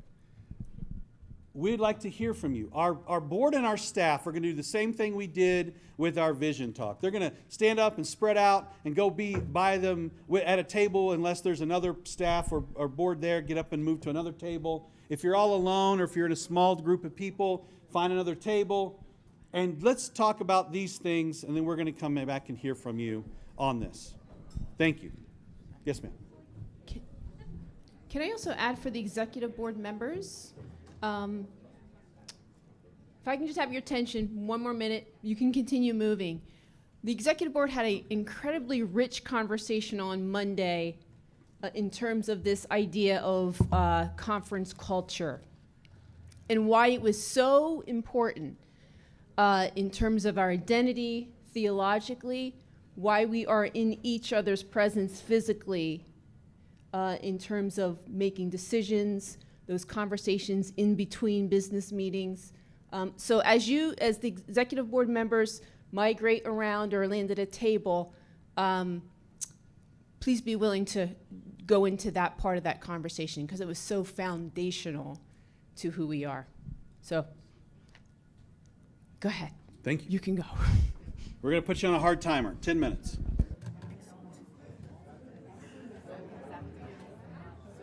I don't have my phone on. We actually did that. Like we got way behind and then we're doing better. Right left.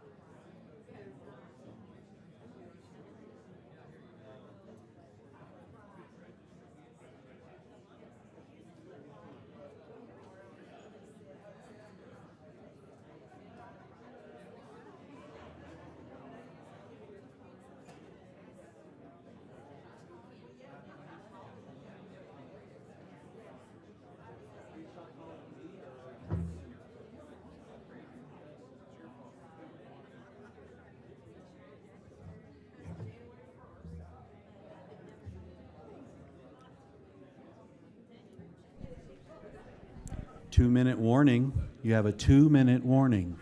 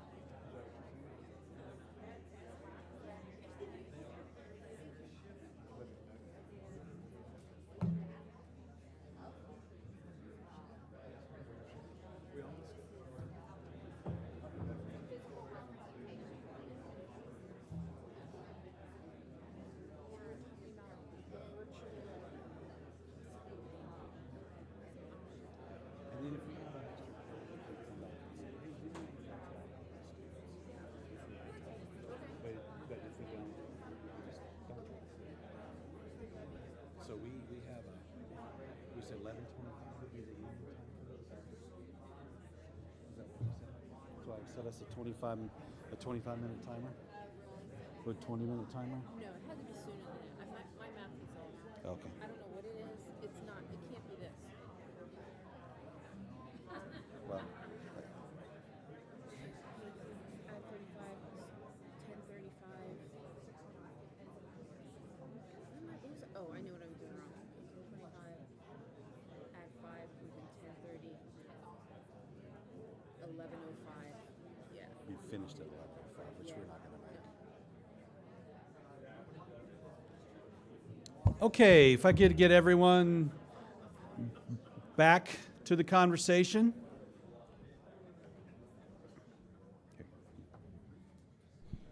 So we're gonna work through a couple of things here in order on purpose. First, we'd just like to hear just a few thoughts about virtual delegates, staff folks and board members. I hope you maybe took some notes, or if you haven't, maybe jot a few things down. I don't think, based on our beautiful history, we'll get this one nailed down in the next 15 minutes. But we'd like to hear a few comments about the idea of virtual delegates.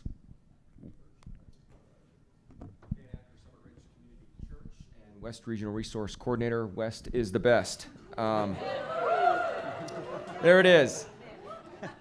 Our table discussion around virtual was to make it a exception and not a norm. That there might be extenuating circumstances that might prevent a delegate from attending in person. And so the thought was maybe have an application that might be available for them to fill out as to why they are not able to attend, but an exception and not the norm, so that we want them to participate, but let's not make this a normal option. The West is the best. Midwest, I'm sorry. All the ideas came from Midwest. My bad. My bad. My bad. Yes, ma'am. Lydia Smith, Smoky Row Brethren Church. I like that idea. That's a good idea. I had another idea for how to honor the people who want to be here and be a part of the conversations that are happening, but have situations that prevent them from coming. And my idea was like maybe doing some sort of representative town hall thing, like perhaps before conference having regions or group churches gathering together, either in person or virtually, to communicate to the people that actually are going to be at the conference floor saying, hey, this is what we think about these issues. We have talked about these issues, maybe having the board or Stephen appearing and saying, hey, this is what we're talking about at conference this year, and we want to know your thoughts. And while they wouldn't get a vote, they would at least have their opinions heard in some way, because that matters. Beautiful, thank you. Miles Larson, National Office. Again, good conversation. I had, I think, the easiest table. Just like birthed consensus. It was awesome. Some of the things we talked about is there's a little bit of just concern about kind of accountability for their voting.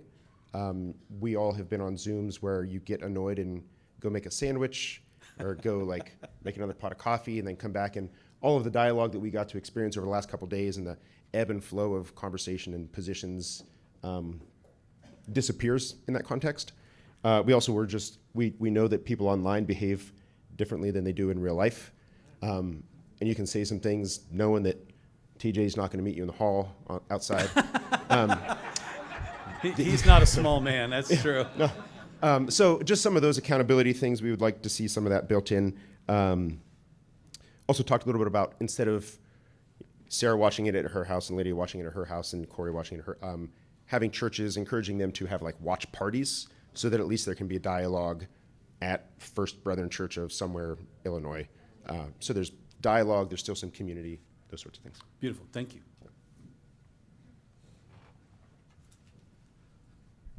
Troy Gorley from Muncie.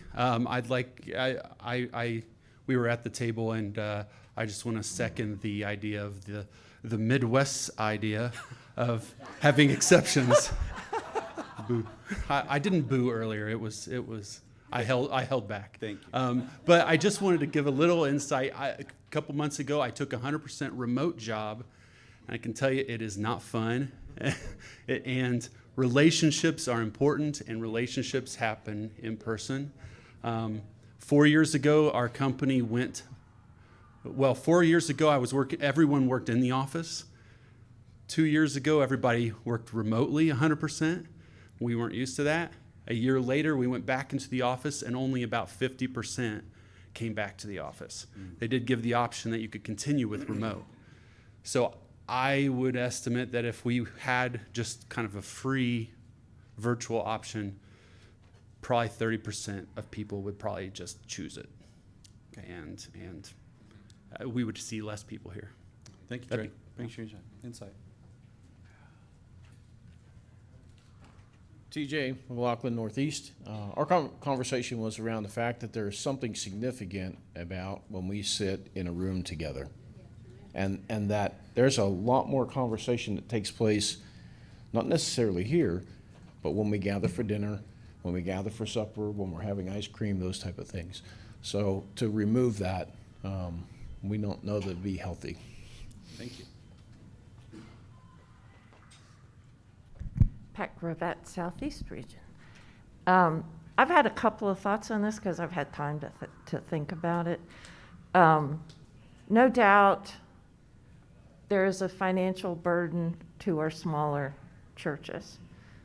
35 people sending multiple people anywhere these days, there's financial impact to that. So I've thought of a couple of things. Because again, I think the goal is relationship and being fully engaged. And one is the possibility of an endowment, of building a fund from which financial help could be drawn for some of the smaller congregations as we move around the country. It wouldn't always be the same congregation. Oh gosh, what was my second one? Satellites. Of having a satellite location where people could still gather, but closer to home. So you'd only be linking one or two other places, not 50 other churches. You could still have some gathering. Just thinking outside the box, how could we address some of the real issues? At the end of the day, I think a church should be willing to do everything possible to be here, and that's the true goal. And the other thing is, folks who are infirm, disabled, some of our older delegates that have come faithfully for decades, you know, the longer trips are harder. So, you know, I think the exception, perhaps some sort of an accommodation that could be applied for, you know, just something to think about, something to work towards. So those are just some of the thoughts. Thank Thanks, you. Pat. That was good. I do want to say Pat's representing well her region. A couple of the requests did come from the Southeast region, and it was around funding. It was around the concern for the money that their small congregation couldn't do. So thank you for representing. Yeah, and the region did offer support. I know that happened at other regions as well. So I do wanted to honor that if they're watching, that it is about finances for them. So just want to say that. Yes, ma'am. Migdalia Souza, North Georgetown, Ohio. So I'm fairly new to the denomination, and the first conference I went to, of course, you know, you're shy, you don't really know people, and I'm not a shy person, but I was the first conference. Then the second one, I had to work, but I attended because it was in Akron, close to where I lived. So I would come to the evening services, but I couldn't come to the sessions. But I've enjoyed all of them. This one, I really feel like, oh, this is my family. You know, you come in, you're new, but I've met, just meeting people and being here in person, and just meeting Angie and Kathy and Sarah and just so many people, Jane, and just having that fellowship. I feel this is my family. I feel your heart, and worshiping together. I was so blessed by watching you worship last night and dancing. And so there's something about being here in person. And I fear with virtual that maybe less people would come. Maybe I'm wrong. But at the same time, I know the importance and value of having virtual, because I think of Drew's wife who couldn't be here. They have little ones, and she could, you know, tune in and watch. And so I don't know what the answer is, but I just know that being here in person, in conference, and being together, it's like a family reunion, and being in touch with each other, the importance of that. So I probably didn't say anything that's helpful, but I just wanted to share that. Thank you. Thank you. Thank you. So keeping ourselves on time, we are looking for not consensus today. We're not looking for a vote of whether or not we should. We're just looking for ideas and thoughts. And already, things I hadn't even thought about came out. Very good. You want to let that guy talk for a minute? Sure. I'm sorry, Drew. Thank you. Oh, Thank okay, you. I For, see. Okay. Drew Mazzara, North Central Regional Coordinator. Just like another idea, I wonder if there's a compromise to where we can offer virtual delegates to congregations, but you can only get one.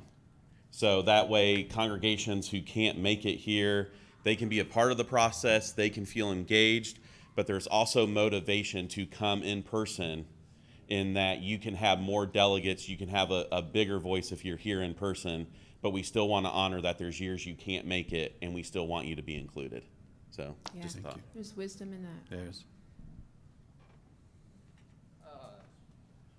Jerry Fike, Matthias Brethren Church. I'm not speaking on behalf of rules and organizations this time.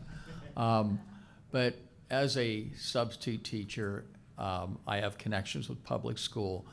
The 2020 school year, 2019, 2020, and even 2020 and 2021, the quality of learning among the students dropped significantly because of COVID and virtual learning and things like that. So even when you compare it with, you know, education, it's not the same when the students were not in person. And of course, I predicted that even before the results came in. But after the results came in, it was clear that there was something about in-person learning that could not be replaced. Very few students did better virtually than they did in person. And so with conference. There's something to be gained by being here in person that you just cannot replace. I remember during COVID when we had a 3.5 hour virtual conference, I got to the end of that and I thought, man, this is not the same. 3.5 hours does not equal 3.5 days. It just does not. So, but yes, I see in some cases that some people, because of disability, distance, financial means, this may be something that they have to resort to. But we should encourage in-person conference as much as possible. Thank you. Thank you, sir. Just gonna, if I can just tie, we have another, go ahead, sorry. I should have stood up in the queue. We'll forgive you. Sarah Wells, Park Street, Brethren. I agree with the delegate conversation about virtual delegates and all of these great ideas. But I do want to make a push for continuation of sharing the the conference virtually in part or in full. I was sharing earlier, I've attended a few conferences virtually that seemed interesting, but I wasn't willing to put the money forward yet to go. I didn't know what to expect. And after watching the conference virtually, I was like, man, I really want to be in the room next year. I really want to be a part of that conversation. And so on the flip side, I know there's fear about people not coming to conference who have been, but there's also opportunity to share with our congregations what they're missing out on by not being here. I also know just from experience, I've been in the church now for almost 15 years, I think, and I've never been explained, nobody has explained to me what conference is or shared what to expect with conference. And it's not just one congregation, it's been multiple congregations, different pastors. So for newer individuals, even individuals who've been a part of the church for over a decade, we don't know what conference is about and who is invited, who should be included. And I think that's another opportunity for us to expand the family reunion to our newer generations of individuals who don't have an idea of what's going on here. Thank you, Sarah. Definitely. So we'll commit to a survey also to our congregations that are not represented here and continue this conversation and work on strategies that help undergird all the values that we have. Representation is of good value. It's not our only value. So we want to undergird all of them. So thank you. I was just going to wrap up that piece of this continuing conversation. Stephen is going to transition to talk about this model of delegate fees. Just let me wrap up this last piece with, if our mode of decision making is consensus, then as we gather, I think the goal is, if we have people on this side of a view or perspective and other folks on this side, the time we spend here in person in a relational sense takes that gap. We may not end up here, which we've experienced that this week, but we may end up here. And we experienced that this week. Yeah. We experienced that from the town halls this spring to Tuesday. We experienced it again from Tuesday to Wednesday. And I'm not sure where we are today, but I bet you it's a little closer because you had dinner with someone that had a different perspective than you did. That's all. Wonderful. Thank you. So on page 154 and 155, I want to be very clear. We used numbers on purpose, so it wasn't just a bunch of algebra on the page, which would make a lot of people's face turn green. I think Jim and I love numbers, and we're probably the only two on our staff that love numbers. Ron loves numbers. We got 3. The most key component in all of the math is on page 155, and it's bolded in yellow. The current strategy does, in these numbers that we have here, represent a good strategy to get at those numbers. But we don't know about the economy, we don't know about the inflation, we don't know, and if those numbers go up and those numbers change, we have to adjust for that. So we're looking for your expectations and your thoughts and ideas around the model. Please don't call next year and say, you told me it was going to be $349 and it's $362. How dare you? That's not what we're trying to say here. We're trying to show you the model and how the math works so that we can work on the strategy. We would like to hear from you now for 10 minutes on the actual strategy. Please, thank you. Todd Ruggles, Northeast Region, Pleasant View Brethren Church. Quick comment, I like the idea. It makes it more transparent with one fee. I would, however, recommend one thing based on the previous conversation that we had, and that is that the advanced virtual non-delegate registration fee, or if in the future if we have delegate non-attending virtual, that all of them be exactly the same. We have, this way we're pushing people toward, we're still making allowance because they don't have to travel to do this virtually. But if they come, we don't want to push them towards virtual. We want to incentivize coming together. And the other piece of that would be, if you do it, okay, so I'm getting older. I forgot where I was going with that other piece. So I'll leave it there. Sorry. Thank you. Eric Bird, Summit Ridge. I just had two questions. So the first one being that if I understand it correctly, that number assumes that we're only paying for delegates that come versus delegates that are charged to you via the manual of procedure. Thank you. That is a brilliant catch, and why I didn't say it, I'm sorry. Okay. Correct. We are only paying for the delegate that comes. Currently, the strategy is that we mail you a document that says you are eligible for X number of delegates times $75. It all adds up. We draw a line. It says $1,000. And the full expectation of the conference is you'll mail that entire check in regardless of the number of people that come. That's not our behavior by and large. By and large, we have a lot of churches that only pay for the people that show up. We have a few churches that pay regardless if anybody shows up, but that number is really small. This assumes only attendees pay the rate. Right. Great catch. Thank you. Second thing, if we go to the situation where every other year we have an engage with a convention, then I think it's really important when we choose venues that we pick family-friendly venues. I wasn't at 2000, I wasn't in the denomination, but I know it was at Estes Park at the YMCA camp, which is a phenomenal venue for families. Correct. And so I would hope that if we go to this alternating pattern for the Engage conference, then we really focus on venues where you're going to want to pack up the whole club and come on down to the conference. Wonderful. Thank you.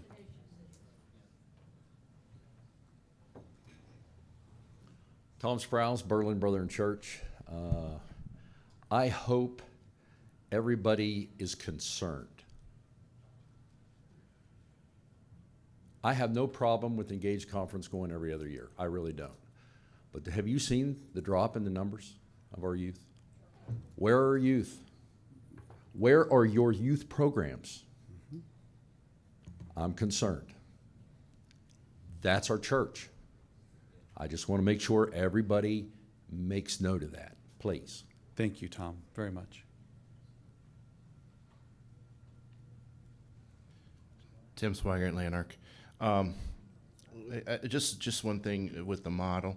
I think it's great. The one thing that we need to consider is that the youth registration at almost $20,000 is only happening every other year.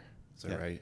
That's correct. So every other year, we're going to have to come up with another $20,000 that is not there according to this model. Or see that we correct. change venue because we don't have to have as much space. Sure. And so that will be a bigger strategy Yep. than increasing the number. We got to find better venues that only accommodate this kind of a crowd versus one with students. Just want us to be aware that that's good. that'll Thank be you. a piece of that. That's very good. Thank you.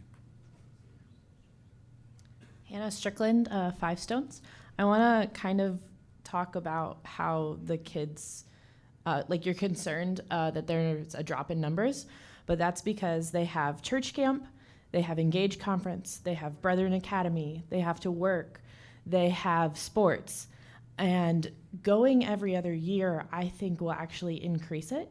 I didn't go every year as a student, but the years that I did go, I tried to pull my friends in. And they would be like, oh, well, I have 50 other things going on. And so if it's every other year, it's a little bit easier for them to say, well, this year I'll go to Engage Conference instead of going to X, Y, or Z. I know some of my friends went to like space camp, and that only happened every 4 years. So they had to choose to go to space camp one year rather than going somewhere else the next year. And then if we add the opportunity for them to go and travel and do missions, I think that's a really valuable thing that they are missing out on because they have to choose one or two. And a lot of families don't have the money to pay for every single week of the summer having something. I was blessed to be able to go to Brethren Academy because it was funded. And I've loved it, and I encourage others to go to it. But it was hard because I still had to pay for Engage Conference, and I still had to pay for camp, and I had to pay for all the other things. So I think changing it to being every 2 years, it will be a really positive thing, and it will help them really see the value of when they do get to come, and they'll expand with their ability to go and do missions and hopefully travel the world, which will then maybe motivate them to do more, and then the church will grow, and it can be a really good thing. So I'm really excited about that. I think it's really good. Thank you. I just how many of you attended Estes 2000 that are here today? Raise your hand. Holy Moses. Okay. Yeah. Now, for those of you who did, do you remember when I write down those little books what your favorite memory of conference is? Mine, I say, General Conference 1998. Now, why do I say that? Because through the Western Roundup, a bunch of Western people said it's about time the conference came west. And through a series of process procedures, they said, hey, Emory, you be the promoter. And so I was tasked to sell Estes 2000 at General Conference 1998. And that was my favorite memory because I remember all the gray hairs. Now remember, it was 1998, so I was a lot younger. So all the gray hairs were like, this is never going to go. It's never going to be sold. It's never going to get approved. Everyone's going to hate it. And soon I went up to Estes Park. We took a bunch of pictures, made slides, and we did about a 25-minute video presentation saying, let's go on a great vacation adventure. Oh, yeah, we're going to have a conference. That's basically how I sold it.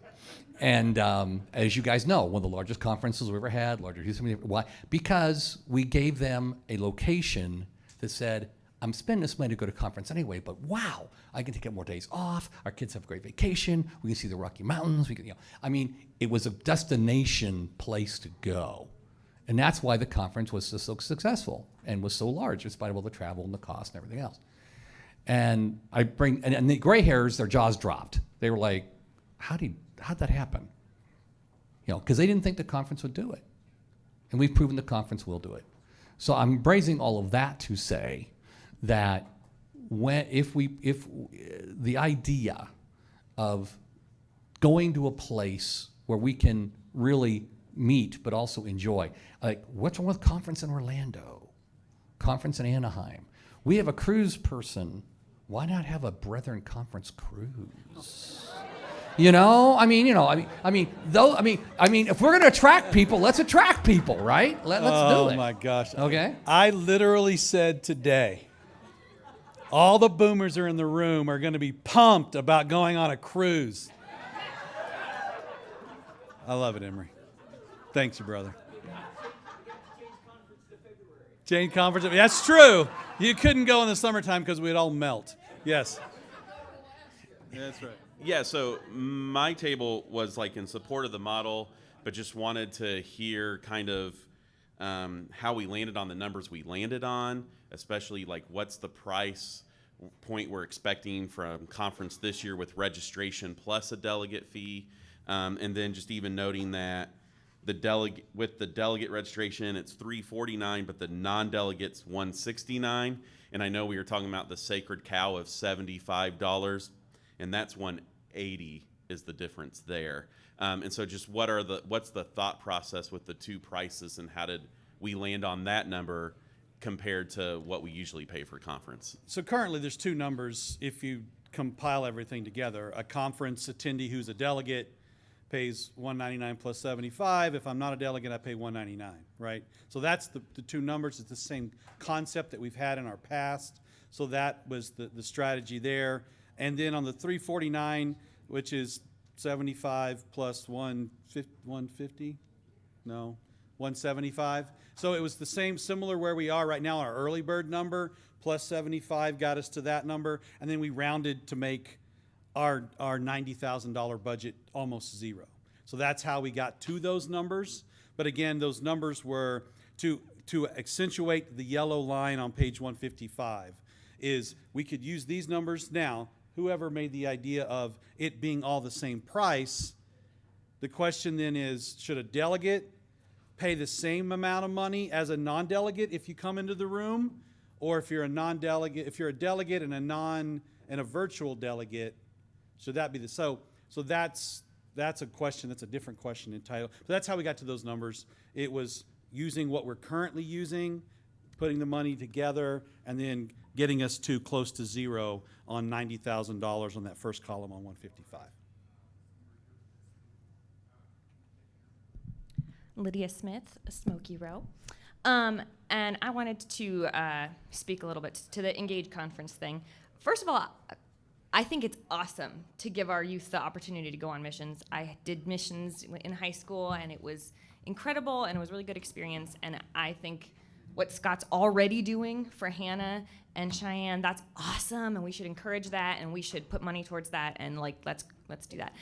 On the flip side, I also don't want us to lose sight of the young families. I will speak in representation for that.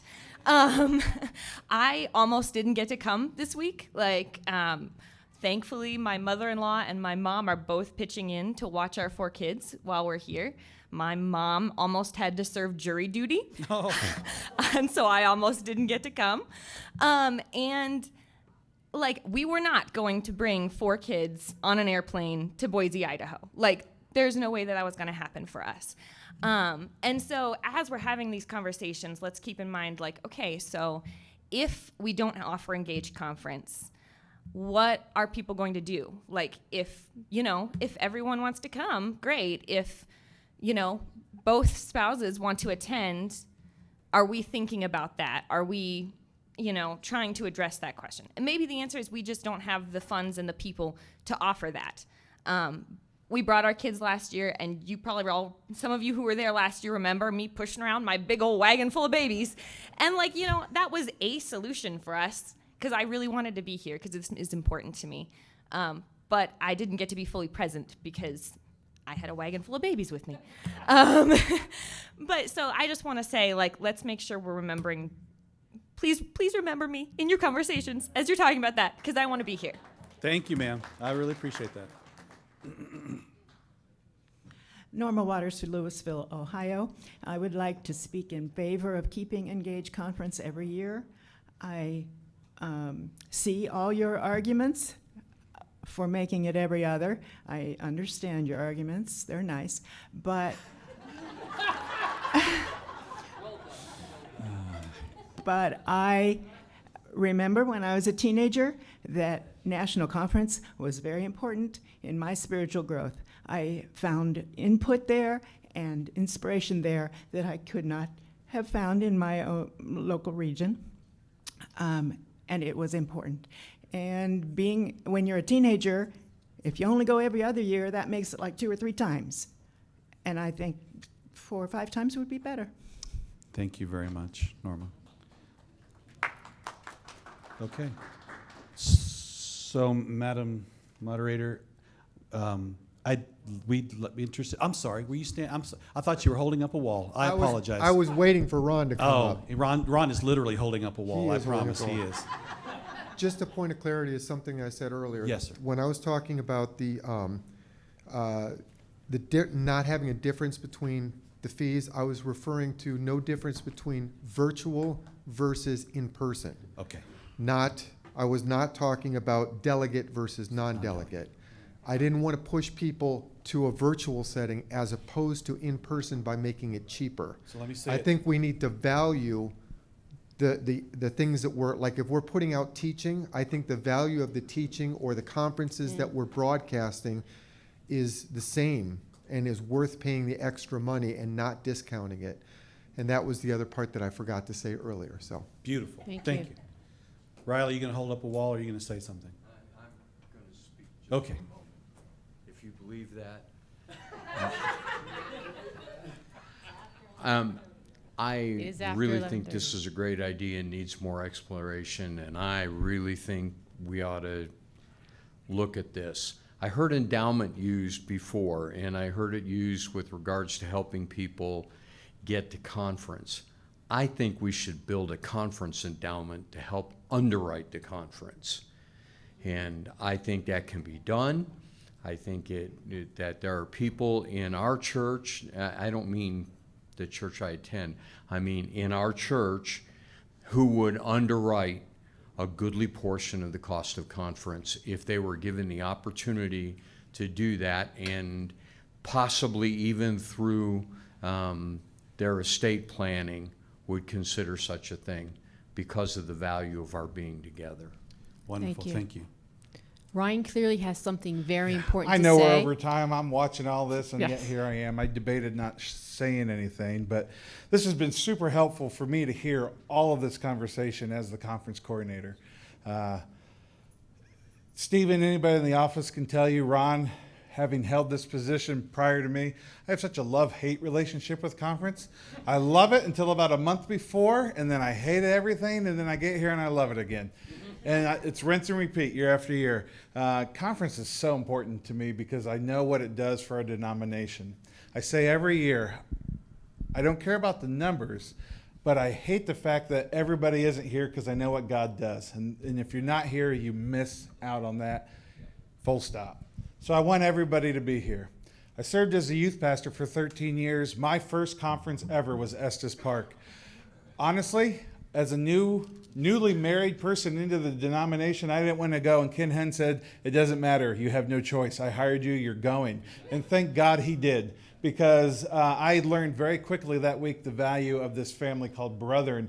And I took 4 youth that year. I took 3 PKs, so they had no choice. They had to go, and I took 1 non-PK kid. That next year, we had 8 kids because those 4 talked about it and built it up. A few years later, we had 20 kids, and then 30, and then 35 kids. The group built itself.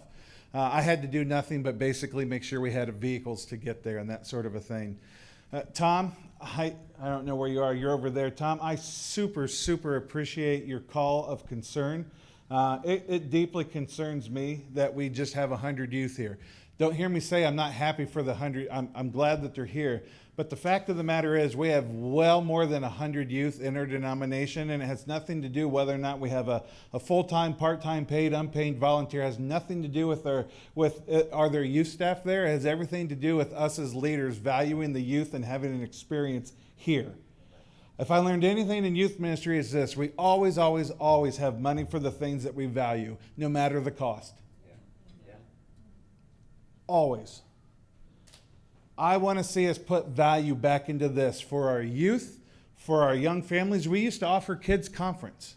There used to be, and that thing had a wide range, right? Sometimes it was just straight up childcare. Keep the kids safe and fed for 8 hours. Sometimes there was Bible teaching and programming.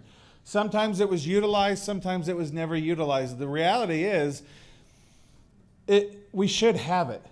It's an important first step into this. It costs money. The reality is, we don't want to do that because for us to do that, for me to come and be your kids conference facilitator, I don't get to be in here. So we have to find other ways to provide for that. But there are ways to provide for it if we value it. And we value it when we put our money behind it. Yeah. I feel like I had a lot more to say. I'm going to stop because I kind of lost my train of thought. And I'm going to just trust that the Spirit is communicating for me. But this is so important. And everything that's been said, I really value and appreciate, so thank you for sharing it. Thank you, Ryan. So I would like, Madam Moderator, to call for a vote of affirmation to the structure and the process of the delegate fees, not the actual numbers and the math, but the actual process that we outlined here for a beta test. We'd like to run it next year, and we continue giving reports, and in another year. So 2 years, and be able to come back and tell you whether that process works for us or not. And I would like if we could do that today, if you don't mind. I'll make the motion that we take a vote of affirmation. This is a vote of affirmation. For a I beta. guess you'll need a for motion this for month. affirmation, but yes. Do we have a motion for the structure of the, thank you, TJ. Do we have a second? Yes, ma'am. That we would put this structure into place for 2 years as a beta test to be sure that it works for us, and we'll give you annual reports on how well it's working and what the changes are being and why we're making the changes as we go through the beta test. So the 23 and the 24 conference, we would use the structure that we outlined on page 154 and 155.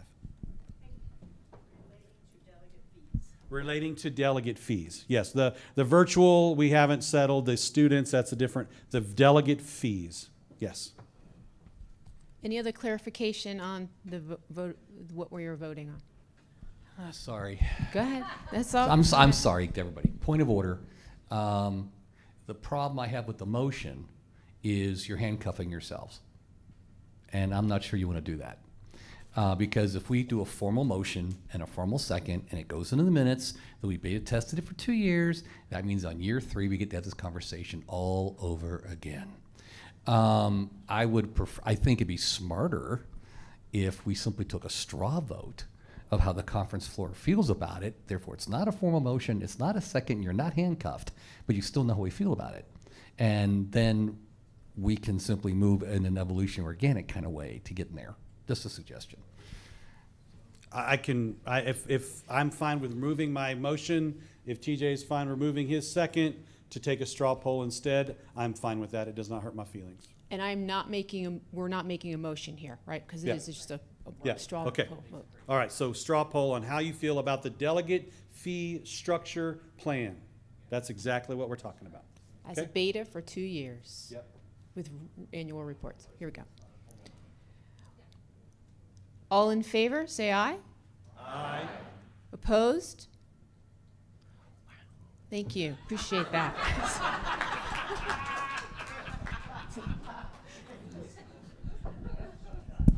I need to watch my nonverbal gestures, don't I? Understood. I'm touching this. I know I'm not supposed to, but I'm just a little too short for it being up my nose. We are now at the point of calling for any new business. You're welcome to come to the microphone. Excellent. Oh. Sarah, don't you dare.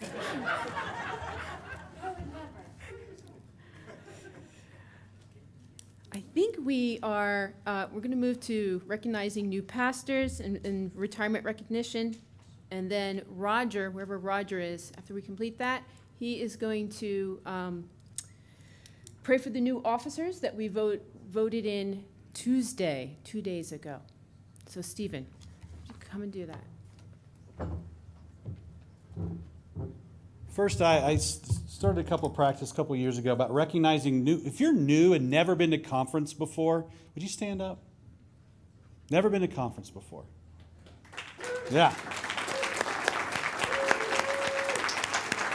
That's great. Thank you. We have some newly minted elders in our room, in our midst. If you're a new elder in the movement as of last year, can you stand up?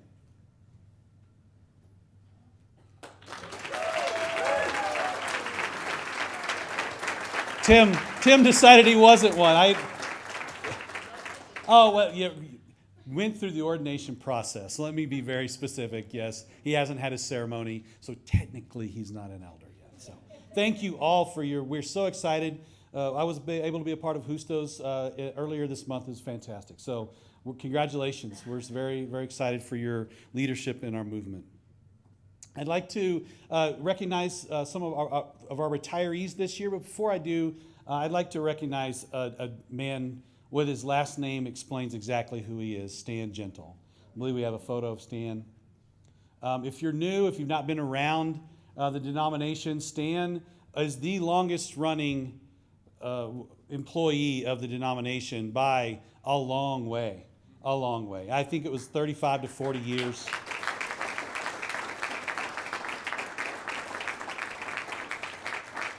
I think Ron's the only one even close, but Ron's had to quit and start and fire and move back and forth 12 times to even get close to Stan. Stan ran our finances, both for the missionary board and for the denomination for almost the 40 years. Faithful, gentle man. I didn't think he could get mad until I employed him once, and then I said something stupid and he got mad at me. It was my fault. Stan passed away this last week or so ago. His funeral services are on Saturday. If you are relatively close to Ohio, it'll be at Park Street on Saturday at noon. He had developed cancer, some brain cancer in his eyes and around in his head, and he passed away. This is a man who we need to say thank you to the Lord for. He was a very good man. So if you are related to Judy at all and connected to her, please reach out to their family and share your condolences. So, oh, absolutely. He was the treasurer for the district, and he ran the finances for one of the old school Brethren Care villages, I think in Indiana, back even before he became a denominational employee. So thank you, and we thank the Lord for Stan in his life. So our retirees this year, we do have, I believe, 3 to recognize. None of them are here this year. Dr. Brenda Collane retired from the seminary after 22 years. She works with our denomination as a theologian. She's got lots of wisdom, and we're thankful for her service. She continues to do a lot of work with the church. My favorite thing about all of our theologians, and Dale Stouffer said this to me, he said, Stephen, I'm a churchman first. I'm a theologian second. Because if you're a theologian and you're not working for the church, what are you working for, right? So she's the same.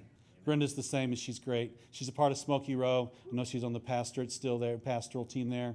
And so we want to say thank you to Brenda for her service in the denomination.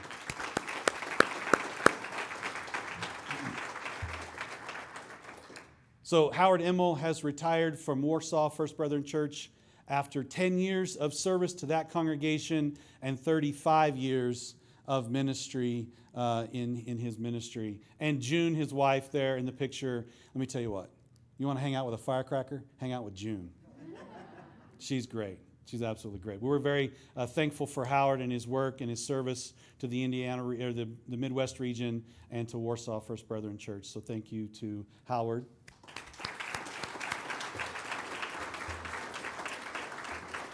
And finally, we have Dr. Tom Smith, pastor at Bethlehem Brethren Church, 22 years at that congregation and 35 years in total ministry, and he retired this last year, and I think the beginning of 2022.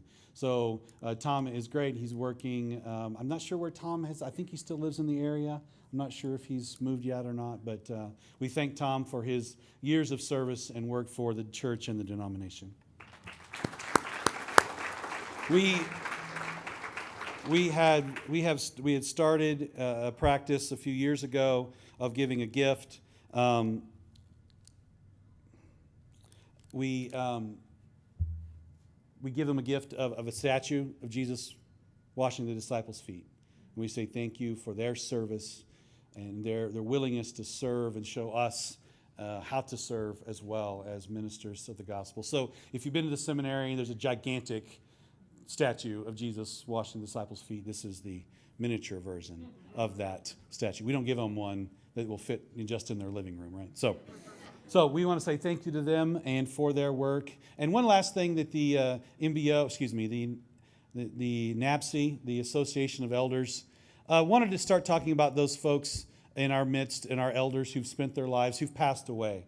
instead of just bearing the lead in the NAPSI meeting, that we actually talk about that a little bit. So next year, as we process, and if any of our elders go on to be with the Lord, we want to actually honor them in this setting as well, and not just honor them in NAPSI, where only a handful of us hear about their lives. So Jim Kirkendall passed away. Jim actually came to Christ at Northgate Community Church in California, where I was the pastor, and he pastored where Jane has been pastoring. He's moved through, and he ended up retiring in California and passed away this last year. And we want to just celebrate his life as well. So those are our celebrations today. And so I'm going to ask Roger to come and lead us in our last prayer, where we commission those who have volunteered to serve. So if you volunteered to serve, if you've been elected in a position this year, would you please come forward? Come on forward. We're going to have you stand right here. Roger's going to lead commissioning and pray over you. I want to say the last thing about Roger. Roger is a gem. He's going off the board. Yeah, just right here. Just right here. He's super excited about it. We're not. The wisdom this man brings is amazing. We thank you for your service. We also a friendship, so thank you very much. I will get out of the way. We heard some things from our executive director early on about one another. And I thought that was something that we needed to talk about here as we commission our new officers. Those are serving in different capacity. And the verses, John 13, 34 and 35 says, "A new command I give you, love one another. As I have loved you, so you must love one another.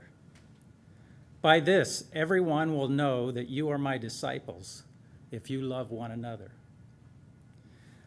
That one another in the Greek is actually one word. Allelus is one word. And the part of speech that'll excite you all, it's a reciprocal pronoun. Did you know there was such a thing as a reciprocal pronoun? That means it's one word to describe more than one person. It goes between them. Reciprocal pronoun. In this day and age, when people are trying to choose and make up their own pronouns, our pronoun is allelus, one another. We love each other. As we prepare to commission you for service, I would charge you to remember that you love and serve these folks out here. And not just them, because they're just representing the church that gathers all around the world.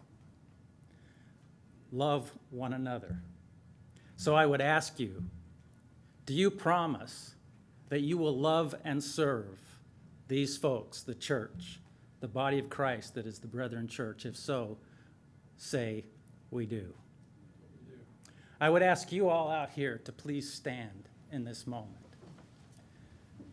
Because this is not a commitment just of them to you, but is your commitment to them. Allelus, one another. It's reciprocal. You need to promise to love and serve these folks as they love and serve you. Will you do that? If so, say, by the grace of God, we will. By the grace of God, we will. Let's bow our heads together, please. Our Father God, we ask your blessing upon this gathering of people that commit to love one another and serve one another. Father, we pray for these that are newly elected to positions to serve, that join with others that also have this same commitment to love and serve one another. We ask your blessing upon them. We ask that you would give them wisdom. We ask that you would give them your Holy Spirit to guide us and lead us. We thank you for this moment. We thank you for this congregation that commits likewise to love and serve them, that you would also lead and guide us by your Spirit and enable us to work together in love. We thank you for this in Jesus' name.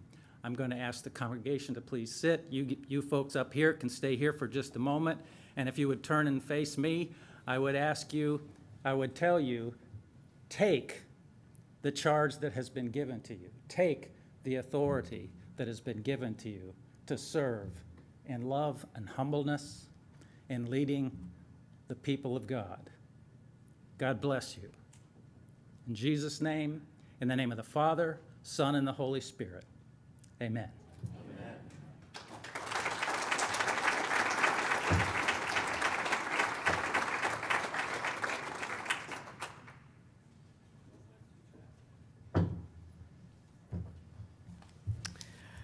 I have 3 announcements, 1 thank you, 1 prayer, and 1 knock of the gavel.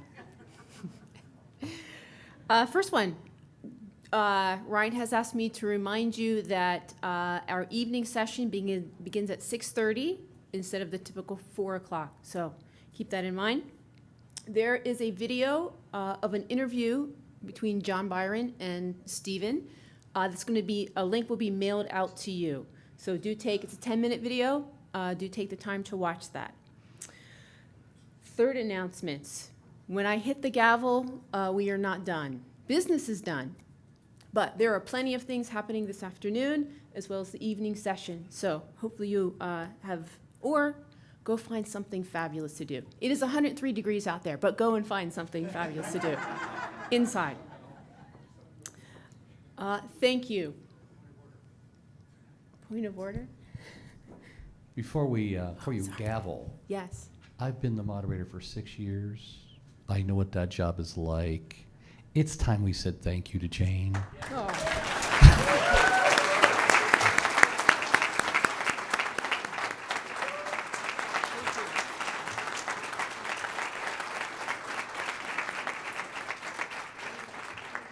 Thank you, Emery. Thank you all for your prayers, which I've gotten a gazillion texts about. You continue to tell me that you're praying for me. I prayed for myself for courage and just clarity and a little bit of confidence. And I think God has delivered as I've been carried by you all. So thank you very much. I appreciate that. So my other thank yous, Ryan, he's the man. He's the man. Yeah. I am convinced, yeah, absolutely. I'm convinced that there's no way this conference would happen without Ryan, so. That's absolutely true. And Stephen as well. He has, in a pastoral way, oddly, helped me through this position all year long, and even leading up and evening meetings with him and Ryan to get things straight in my head. So thanks for being so awesome.